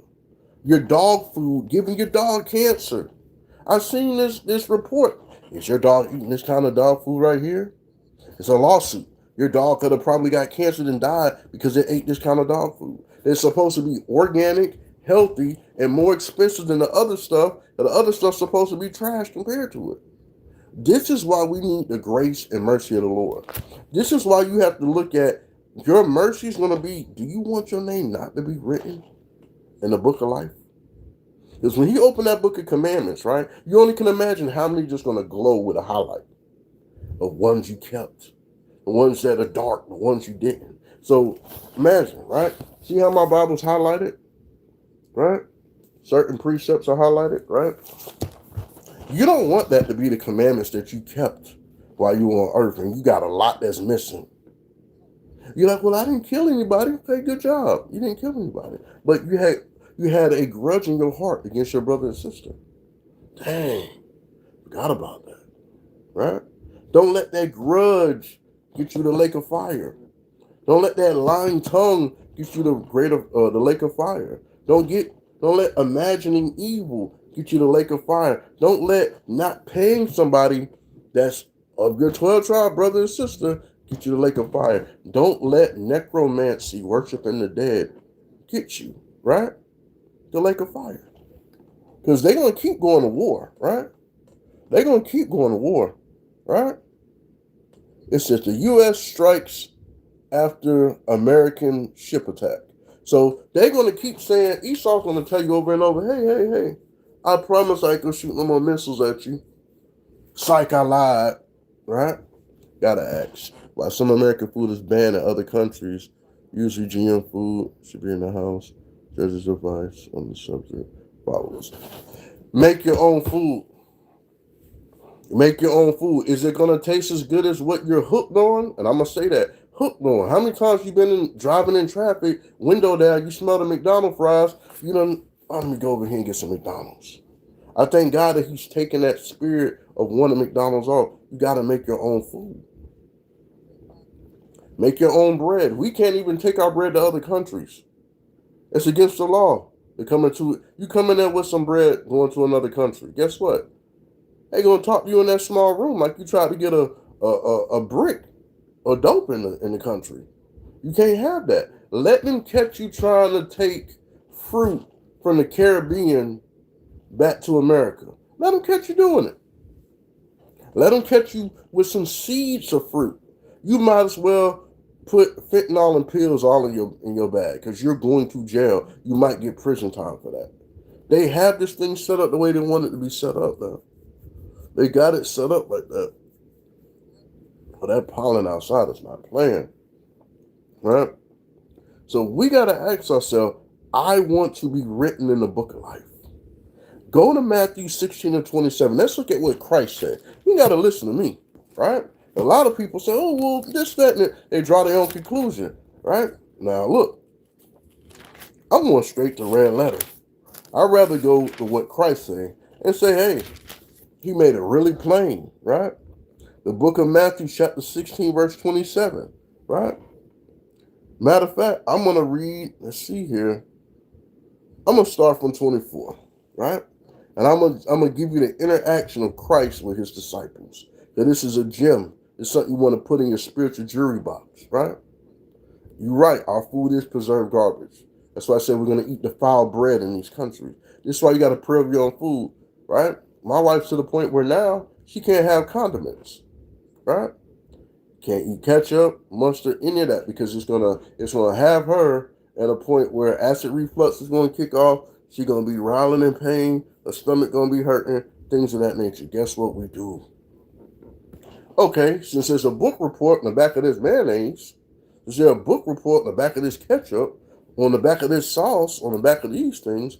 I said, babe, you can't eat ice cream. It's giving you a migraine. That's crazy. When you look at the back of the ice cream, guess what? It's no problem. We bought some Haagen-Dazs. Regular vanilla ice cream. She said, I just want some ice cream. I said, okay. Took her to the store, bought her a small little thing. She didn't even eat half of it. She ate it earlier that day. Oh man, it tastes good. The next day, guess what? I had to take her to the hospital. I had her stomach messed up. A lot of our food is genetically engineered. Every bit of the food that we have is genetically engineered. You know why? If they can show you a documentary on how Lay's are made, how Pringles are made, how hamburgers are cut, how cheese is processed, how milk is done, how they make your favorite drinks, juices, juice powders, things of that, everything is genetically engineered. Everything. There's nothing that's not genetically engineered. You have to damn near grow it yourself. That's why everything's processed, right? I don't eat processed meat. You eat deli meat? Well, I go to the butcher and this that. They gotta go through a processing of that, right? So the Passover so the Passover is every. No. Passover is done once a year, right? It's done once a year. It's during the time of unleavened bread, where we can't eat any bread with leavening in it. Any risen bread, no cookies, no biscuits, no donuts, any of that. That's when Passover is done. Now, if you need, we can get you a calendar so you can keep up. Passover was earlier this year, right? We're now moving towards like the Feast of Blowing the Trumpets. I know in July, I want to say the 14th of July is New Moon, right? And then we have the opportunity to keep going throughout the year. So if you need a calendar, even if it says organic, organic's just a fancy word to charge you a little bit more, right? Make sure you know what's organically grown. Yep, that's the best thing you can do is try to grow your own. Is it going to taste as good? No, that's why practice makes perfect. You keep practicing, right? You may fail at 25 loaves of bread, but that 20-cent loaf, you're like, I figured it out. I was putting too much, like a pinch of salt too much. I didn't put this much oil in there, and I didn't put that. That's why my bread not good. Now you got the cheat code to your bread. And you're like, man, I'm not even looking at the bread when I go in the grocery store. Because now, how bread used to work, the bread, you would have like a week to eat it. Now the bread lasts almost a month. Why is that? Right? My wife makes unleavened bread, right? I got any over here? Oh, that's my sunglasses. Unleavened bread, right? Look at this. This is caramel, right? She made me peanut butter, like Reese's or peanut butter unleavened bread. My wife is allergic to peanut butter, so that didn't go so well for her. So she made it one time, right? Left it in a plastic bag, sealed. Never, ever, ever went bad. Never molded or anything because she's using 1 to maybe 3 ingredients, if that. She's not putting all that other hard to pronounce stuff in there. Organic is just a byword. You are absolutely right. Matter of fact, let's get the definition of organic. Let's look at the origin of the word organic, because that's the best way to look at how long they tricked us. Organic.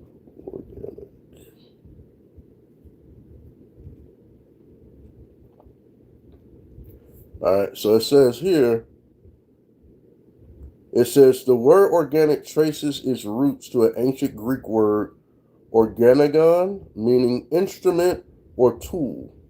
Over centuries, it evolved from a anatomical term to a bodily organs into the foundation of both modern biology and chemistry, later into a global movement for sustainable agriculture, right?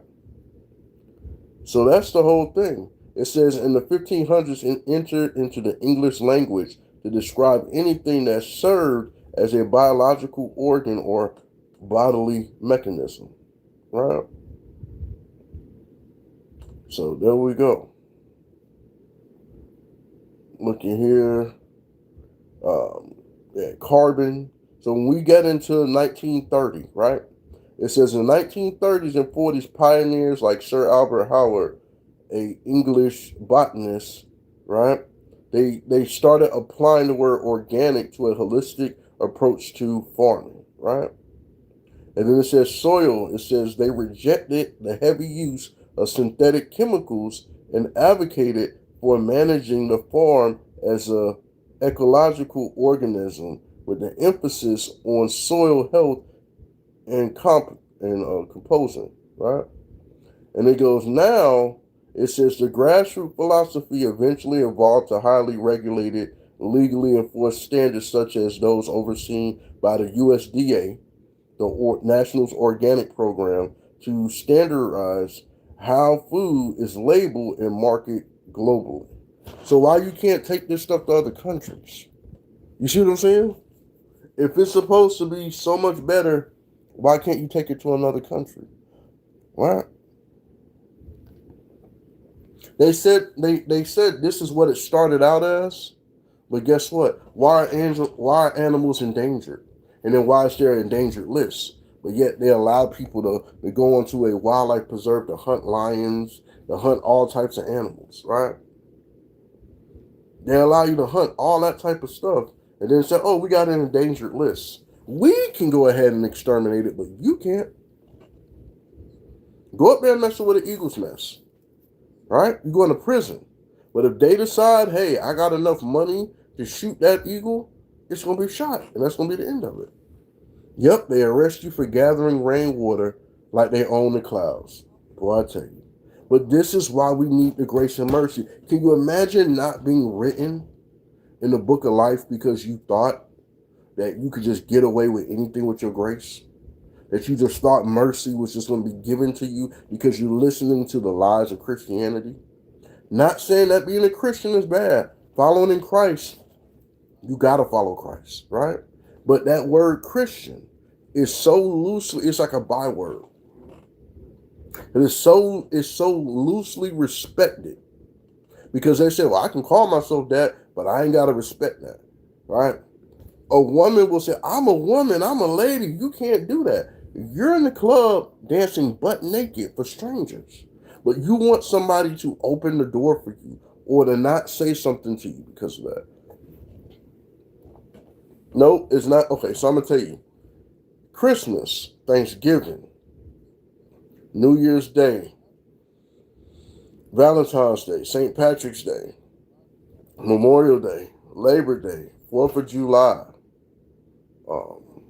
Halloween, Thanksgiving, I think I got them all, right? Those are what we call holidays because all of those days were disrespecting you and your Aztec ancient family, right? They'll tell your family, grow the strawberries, you can't have none. Carlos, Maria, you can't have none. You guys are the aliens, we stole your land, but guess what? If you sneak back over here, we're going to lock you up in a concentration camp and give you little aluminum foil blankets, right? We don't even celebrate our birthday. Now, the Memorial Day that you can serve, that's a great question. It's the memorial of blowing trumpets. That's what day you can serve, right? That's the Memorial Day you look for. The memorial of blowing trumpets. Keeping the feast days, the destruction of Nicanor, the Day of Simon. These are memorial days. These are days that we're supposed to keep based on things that we righteously did to please the Lord, and we celebrate those things because the Most High gave us victory over our enemies on those days. That's your memorial days. And you got a lot of them. New Moon is a Memorial Day, right? That's every month. New Moon is a Memorial Day. Keeping the Sabbath, Friday night to Saturday night. That's a Memorial Day, right? That's a Memorial Day. The Most High rested after doing something so great that no one else can imitate. He rested on that day. And he wanted rest for you, right?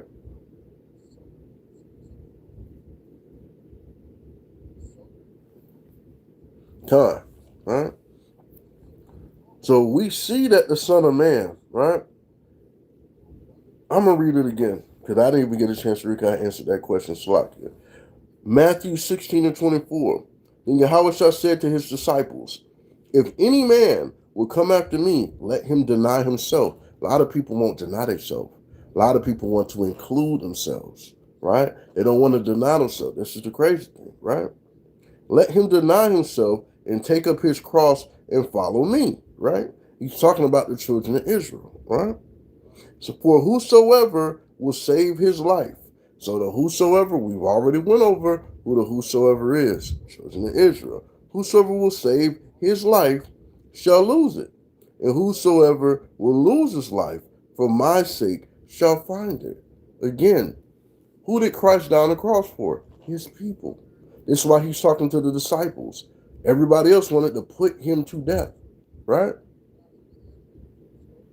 It says, what does wishing on a shooting star mean? That, again, all of these things are, we don't wish, right? We know who the wish squad is, right? The small hats. And so they have the ish on their name. You can't wish when it comes to the Most High. Either if it's in his will or it's not in his will. But your obedience to him is what brings the opportunity to have that will, right? That's why when you pray, right, in Matthew 6, right, when you do the Lord's Prayer, right,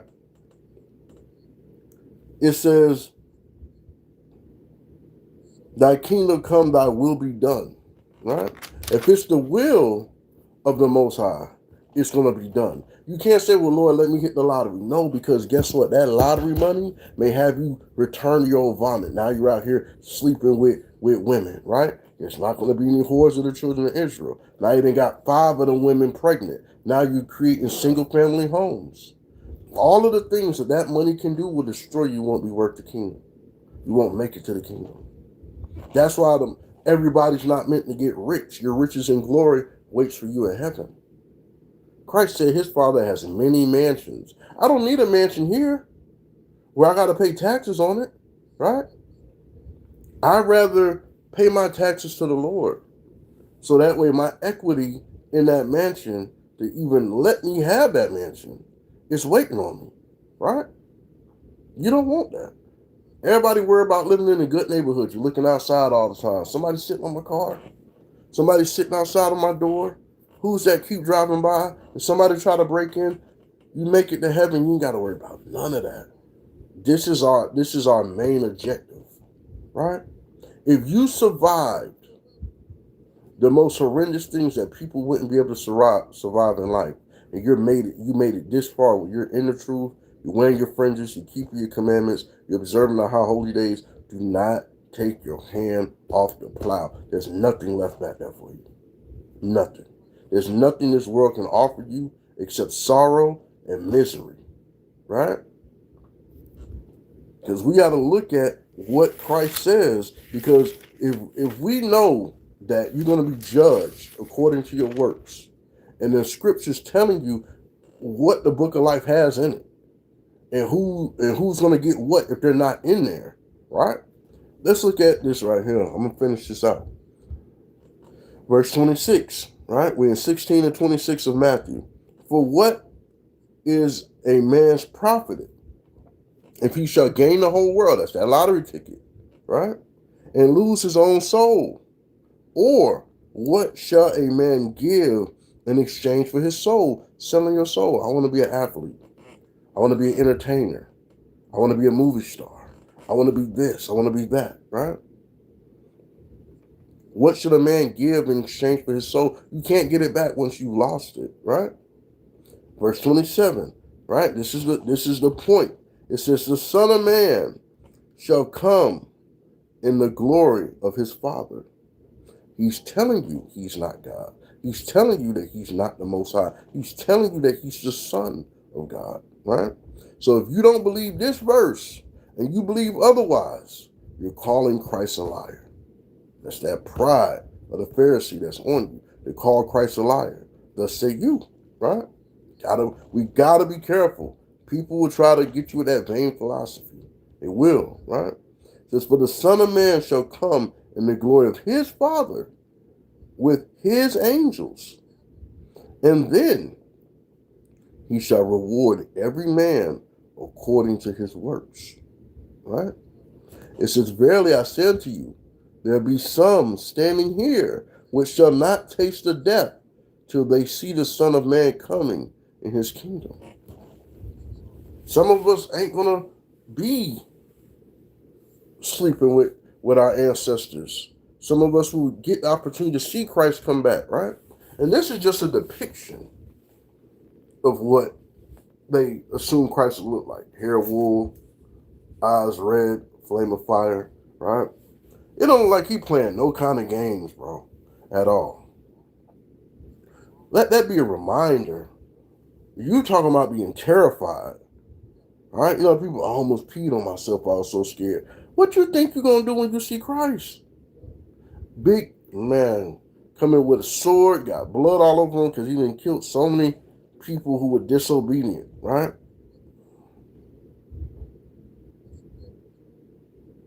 God, right? All that money you depressed. You done sold your soul.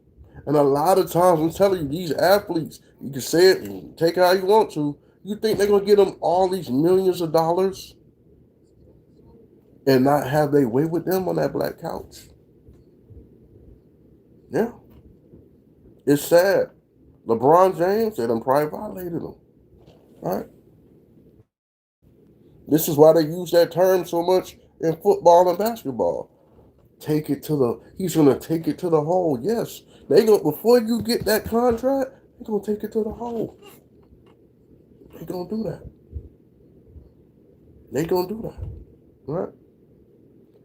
And a lot of our people will sign their children up for that. Right? Because we got to understand, Christ said he's coming to reward those. Right? If he's coming to reward those, you think Christ going to miss anybody? Oh, I forgot about you. Just come on in. I'm out of rewards. Come on in. Just come on in the kingdom. It ain't going to work that way. Go to 2 Corinthians 5 and 10. Right? 2 Corinthians 5 and 10. It says, because for we must appear before the judgment seat of Christ, that everyone may receive the things done in his body according to that he have done, whether it be good or bad, right? We got to look at that. You got to look at that, right? A lot of people don't look at that. They just think, oh, well, the Lord knows my heart. No, you're going to get judged good and bad. It's going to be good and bad situations, right? That's what's going to happen, right? You're going to get judged for it. You're going to get judged for it. So when you think that you're going to get away, you're not. This is what we have to pray, though. Go over to 2nd Ezra, right? 8 and 45. Because we need to know how to beg for that mercy.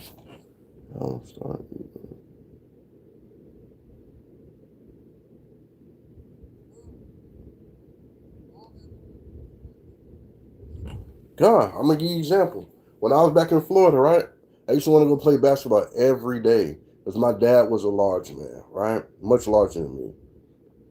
I like about 330, 350, somewhere around there. I didn't want to be big like him because as a child, my grandma would always say, oh, you're going to be big like your father if you do this or that. So that used to be like a stereotype that I wanted to avoid. So I used to go overdo it. I would do an hour in the gym, right? So that means 100 dips, 100 pull-ups, 100 curls, 100, whatever we doing, it's going to be 100. So we're going to break it down in the reps. So we're doing 100, right? Then I would play basketball for probably like an hour. Then I would try and go walk for 3 to 4 miles every day, right? I would eat very calorie-dense foods, things of that nature. So I was in what I thought was good shape. One day I'm doing something as simple as walking down the basketball court. And I feel something go pop on my right ankle. I said, what was that? And then I couldn't get up on my tippy toes on my right. And it felt really weird. And I'm like, oh man, I hope I didn't tear my Achilles up. Just walking down the court, right? So yeah, the Most High will take anything that we put in front of him. He'll take it. He'll start you over. Yes, Con, he will. So this is what you do. You ask the Most High, you thank Him for the things, right? Lord, I thank you for allowing me to retain my strength in my body, right? Do not let the spirit of self-worship come upon me, Lord, to where I'm blinded and I start to worship myself next to you versus worshiping you and just being satisfied with what He gives me, right? Because He'll start you, He will start you over, right? A lot of women that are beautiful now had all the men, wasn't worried about getting married, played the field, had their way with every pick of man they want. Now they're not attractive to men. Men see something else when they see them. All that attractiveness isn't there anymore.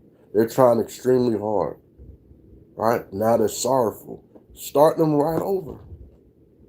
Give them a medical condition where they gain an unexplainable amount of weight, right? Any of these things can happen. So yeah, to get your attention that He wants you back, He gonna do that. He'll do it. He'll do it. I've seen Him do it. I'll tell you something, right? We have to all, like I said, we have to return to Christ as a babe. We got to return to the Most High as a babe. That's starting way over. So if you're a man, you feel like you've achieved so many different pinnacles in your life. And then you have to put all of that to the side and start over and come back to the Lord as a child. That means you start over with nothing. All your accomplishments, they don't mean nothing to the Lord unless they're righteous accomplishments. And a lot of people say, well, dang, I didn't think this was displeasing to the Lord. The Most High said He's a jealous God. He'll have nothing come before Him. And just let that sink in. If He's a jealous God, we know what jealousy looked like, right? Ike was jealous of Tina. Now, you probably say, well, that's an extreme. But guess what? You remember that song when he was singing? He said, what if I sing off key? He said, I'll black your eye. That was on record. They was on national television. And Ike said, I'll black your eye. He was completely jealous of Tina Turner, right? So you don't think the Most High will black your eye and embarrass you? Think about how many people went, like you said, they get all this money, they're miserable. Think about how many women have focused on their career so much, never focused on being a wife or anything. Now they're miserable. They don't know how to talk to people. They drinking wine all the time, mimosas every day. They just drinking themselves into a depression, right? And I'm gonna tell you something. Getting angry at the Most High is a couple of steps away from being an atheist. My cousin was upset because the Most High took his grandfather, and he was mad. And I said, bro, you expect this man to live in pain? You don't get it. No, I do get it. He's X amount of years old. You expect him to live in pain? He was in pain on all his medication. You just want him around. That's selfish. But people don't look at it that way. Says at times I would, Lord, why? You should be able to fly. Feels like my wings been cut, but feeling before the wings being cut, man. But I'm gonna tell you something. Now the Most High is taking that strength away, and now He's giving you the strength of His word, where you can step on scorpions and serpents, right? Where you can basically lift. Can you feel lifting the burden of sin off of somebody, right? Oh, yeah, right? Yeah, died from cancer, heavy smoker and drinker.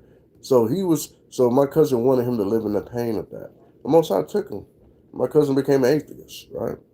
Getting mad at the Most High, man, that's a deadly choice. I wouldn't even call that a game. That's a deadly choice to be angry with the Most High, right? We can't tell the Most High F you, because if He said to you, if it's F me, F you too, man, you think Job got it bad. And Job was just an example of things being taken through something so you can have something better. But imagine the torment that could be put on you. At any time. You take what you love the most and make it wither in front of you.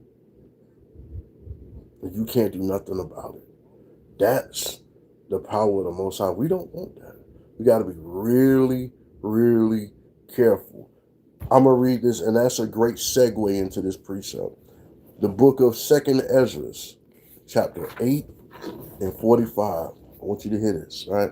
It says, Be not wroth with us, but spare thy people, and have mercy upon thy own inheritance, right?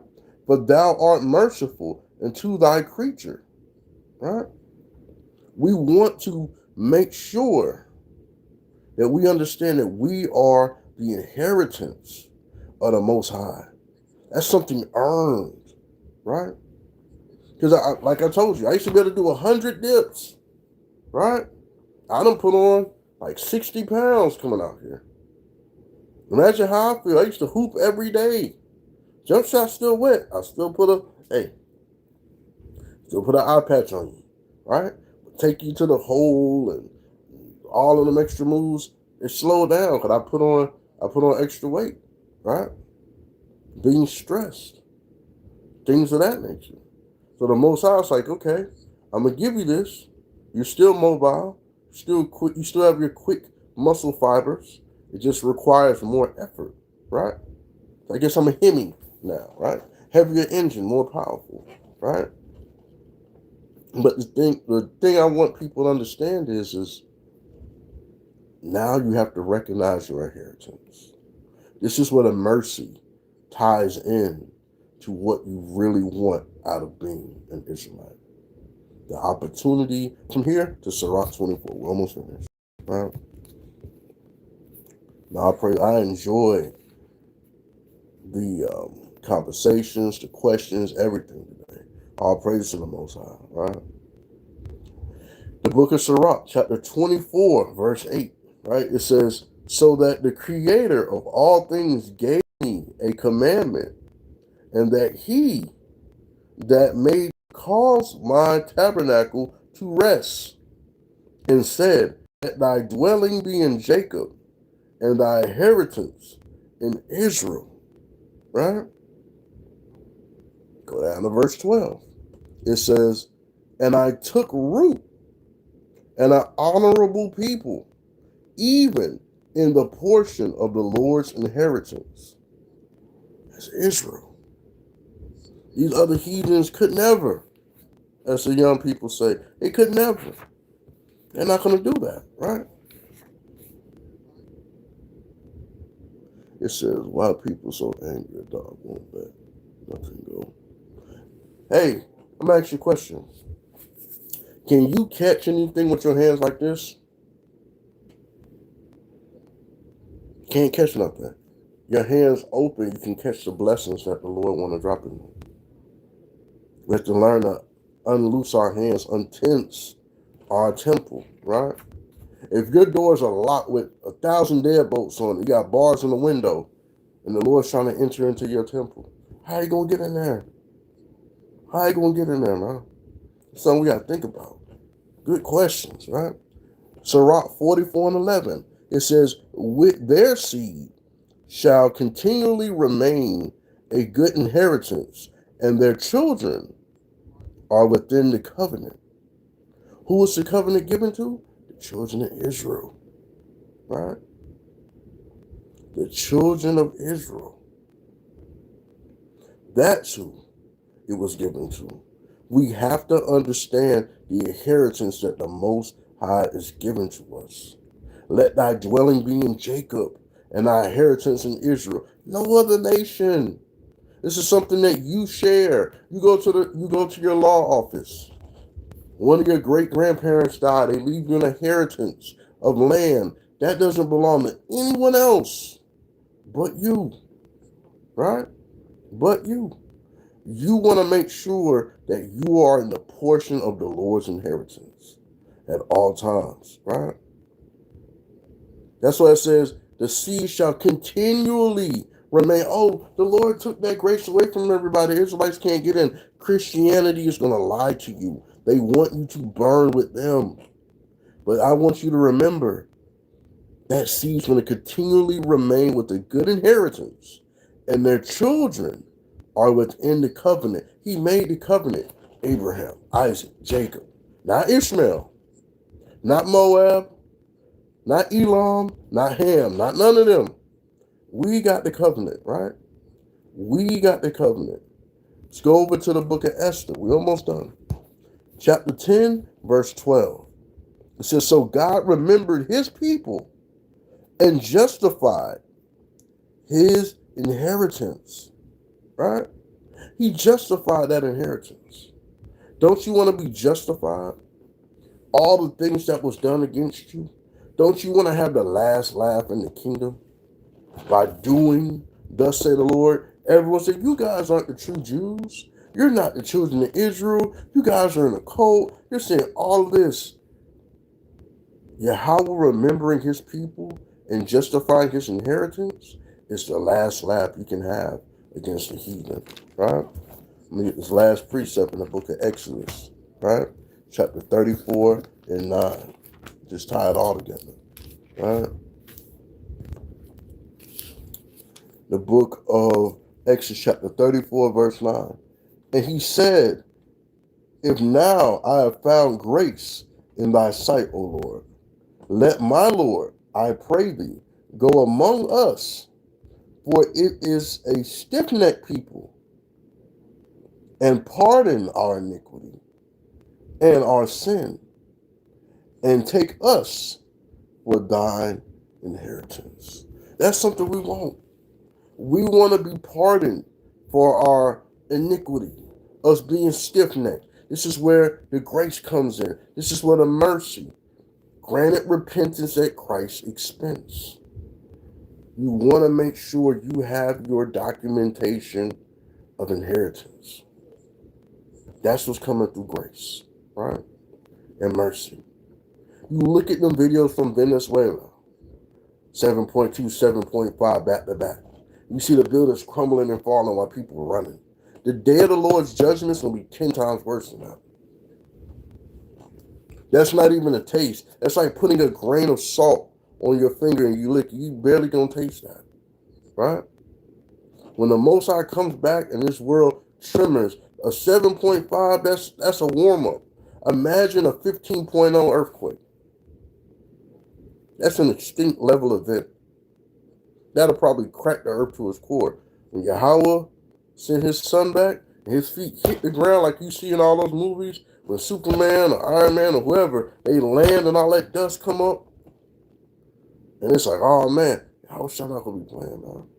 Them angels ain't gonna want to hear nothing, bro. Ain't gonna be no kind of talking your way out of judgment, bro.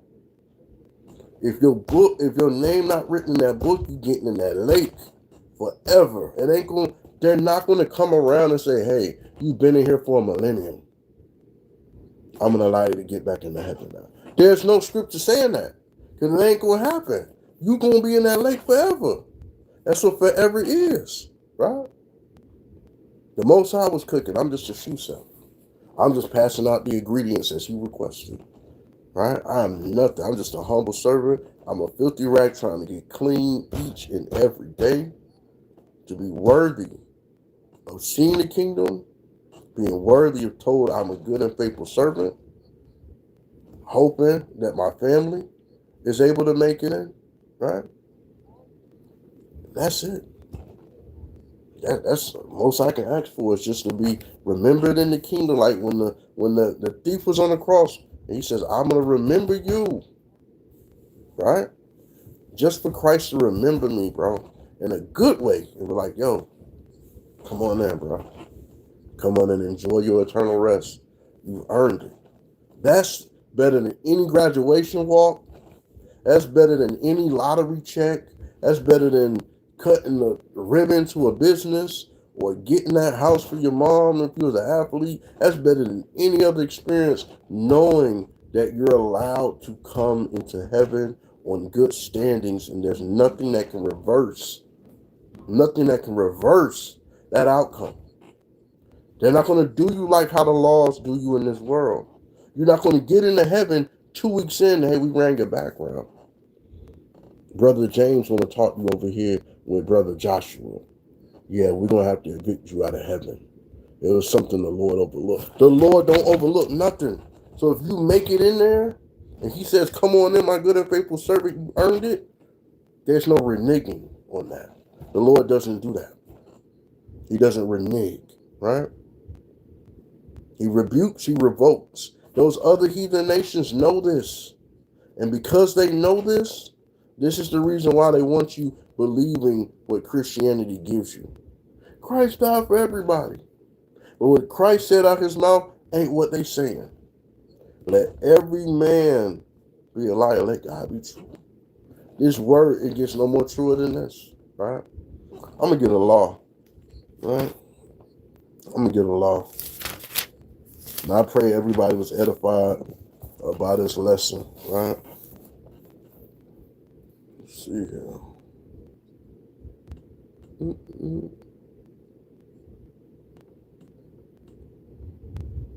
I'm going to get a statue, right?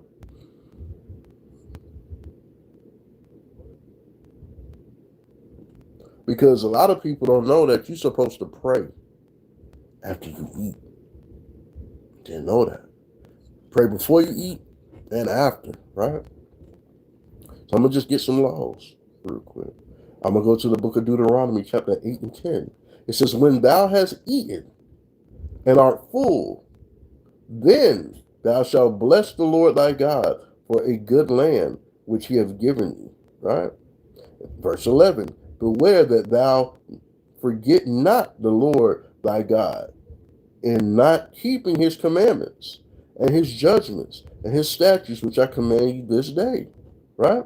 Least when thou hast eaten and art full and hast built goodly houses and dwelt therein, and when thy herds and thy flocks multiply, and thy silver and thy gold is multiplied, and all that thou hast is multiplied, thy heart be lifted up, and thou forget the Lord thy God, which brought thee out of the land of Egypt, which is the house of bondage. You thank the Lord for what you get before. You thank the Lord for what you get after. That's always when I pray to the Lord, I say, Lord, I thank you for what you have blessed me with in the past, what you have blessed me with presently, and what you will bless me with in the future. And when you get finished eating, Lord, thank you for that meal. I didn't have to have it, but thank you. Thank you for blessing this food that it nourished my body, right? Thank you for allowing my children and my wife to eat, and the food not poison their body. All the poisons that sprayed on our food and that are fed to us on a daily basis. So they spray in the air, spray in the water, spray in the dirt, right? Spray on the packaging, spray on the box, and they spray us down, man. They spray us down because they want us to suffer like they're suffering for their wickedness. This is why you pray. This is where your faith comes in, with your works. You keep those commandments. You keep that faith strong.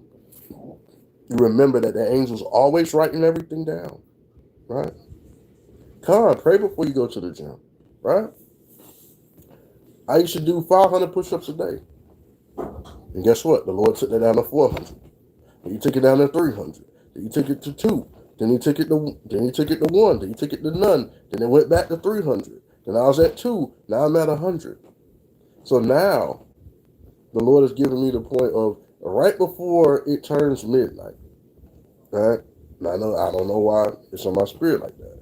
Around 11:45, I'm gonna do 60 push-ups straight. And then 11:55, I'm gonna do another 40. So within 10 minutes, I'm doing 100. Right? Yeah, 500 push-ups a day. Ridiculous. That's where I used to be able to do 100 dips, 100 curls, 100 lats, 100 triceps, all of that, right? And guess what? The Most High took all of that. So I definitely understand where you're coming from, Jay Johnson. Took all of that. Because now the biggest muscle, the biggest source of strength I can have is discernment, understanding, obedience, tender mercy, loving kindness. All of these are different exercises that I need to ensure that my temple is strong, right? Shalom, family of Yahweh, right? These are the things. Yes, there's nothing wrong with doing some calisthenics, right? Burpees. Need some. I need some Hebrew. Need to be doing some burpees, right? Me and my wife went for a 30-minute walk the other night, right?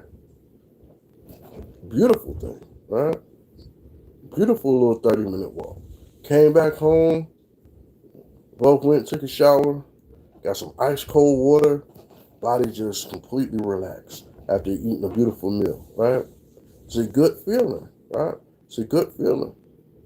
But yeah, we keep those strengths by doing exercises to failure. No, right? That's why I'll do 60 or 70 push-ups. That's my max. I'm breathing heavy after that, everything. Body producing white blood cells, right? And then guess what? I come back and do that other 30 or 40 to finish it off, right? And that's it. I'm not doing no curls or any other things, right?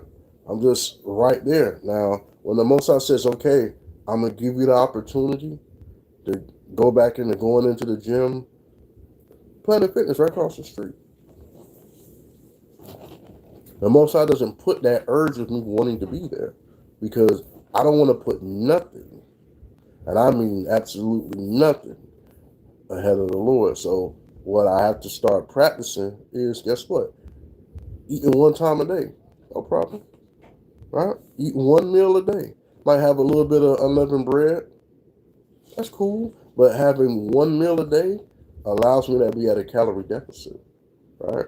Adding that walking in, things of that nature, it helps you to get your body in shape. Yeah, because you do want to try to get your cardio up. Because in the day of Jacob's trouble, you might have to move them feet. You don't want to be winded, right?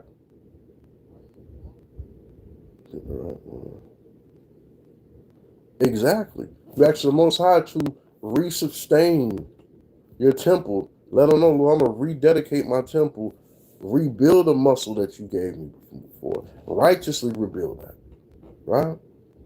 Restore the righteousness, the retaining of precepts, the walking in your word, right? There you go. Treadmill is something simple, right? Because guess what? You may not have to run for your life during Jacob's trouble. You may have to just walk for it. Walking with the Lord, right? While you walking, listen to a class. If you have the Bible app where it talks to you, let that go.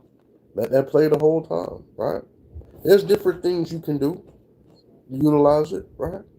But you thank the Most High for the accomplishments that you don't see yet. I thank the Lord every day for losing weight. I thank the Lord every day for, the increases that He's given me, right? I thank Him for keeping my health where He keeps it, right? That I don't wake up in pain, that I don't go to sleep in pain. So there's so many things that we can thank Him for, right? You do have to run from lust. But I'm going to tell you something. You use the scriptures, the laws, the understanding, the discernment to create a tower defense where you'll never have to run from the things. Because if you have that tower, you can see that there's lust down there at the bottom, right? But you've built that tower so tall that unless you decide to go down there and deal with that, that's what's going to be down there waiting. Knowing the fear, right? Because what did we talk about earlier, right? That fear of the Lord, right? That's Psalms 103 and 11. So great is His mercy towards them that fear Him, right? I don't like heights, but I want to go to heavens. Yeah, they don't. See what I'm saying? You want to ascend up, but you don't like heights. Guess what? All of that, you're going to swallow all of that fear in one day. You see what I'm saying? But you want to fear the Lord, right? You definitely want to fear the Lord. That's going to help you stay away from that lust, right? And it doesn't always, and that's a good thing that you brought up. Lust doesn't have to be sexual. It can be the lust of money, the lust of material things, the lust of oneself, the one of oneself looks, right? Because you can put yourself back in there. Come. Hey, trust me, sis, I definitely understand, Sister Mary Houston, right? I definitely understand. Trust me. It could come as a point where it's just like you don't really want to do anything. But you thank the Lord for him getting you back into those scenarios. And when you doing those walks, hey, I'm walking with the Lord. You remember that. You walk with him, you do thus say he. Because we can't do nothing without him. Right? Again, I'm just a humble servant. I'm Officer Ehud Banya Sharala of the mighty Battle Axes of the Most High, right? Coming to you with another Fervent Friday, right? I pray everybody was edified during this lesson that the Most High has put on my heart and allowed me to share with my beautiful brothers and sisters, right? Oh, man, hey, I'm doing the work of the Lord, so as long as he needs me to be here doing it, if I don't get a chance to do a class on Friday, I feel like I've disappointed the Lord and I've stolen from him. With him giving me the opportunity to have all week or one day or a couple hours to prepare for him. Tune in this evening. One of the other mighty officers, either Officer Razatakia or Officer Donovan, will be doing a Sabbath class this evening. Please tune in tomorrow. We will be doing our Sabbath class with leadership, with the captains, right? I pray all of y'all have a blessed day of preparation and have gotten your resources and provisions in place, right? And I pray that I see you guys again next Friday for another Fervent Friday. And usually I read for Captain Jerubbaal on Monday, so see you there as well, most high willing. And I just enjoy doing the work of the Lord. And I pray that y'all enjoy keeping those laws as much as I do and growing each and every day. So I'm going to give a call, halal Yahweh, Ba'ashim Hamashiach Yahweh Shah, Brakatah Yahweh, Brakatah Yahweh Shah, Brakatah Yasharala, Brakatah Akim Wa Akwatim, Shemai Bahachat, right? Shemai Yahpalal Yahweh, the water Yahweh, right? Amen. Again, I want to bid all of y'all a very blessed and happy Sabbath. Again, Shalom.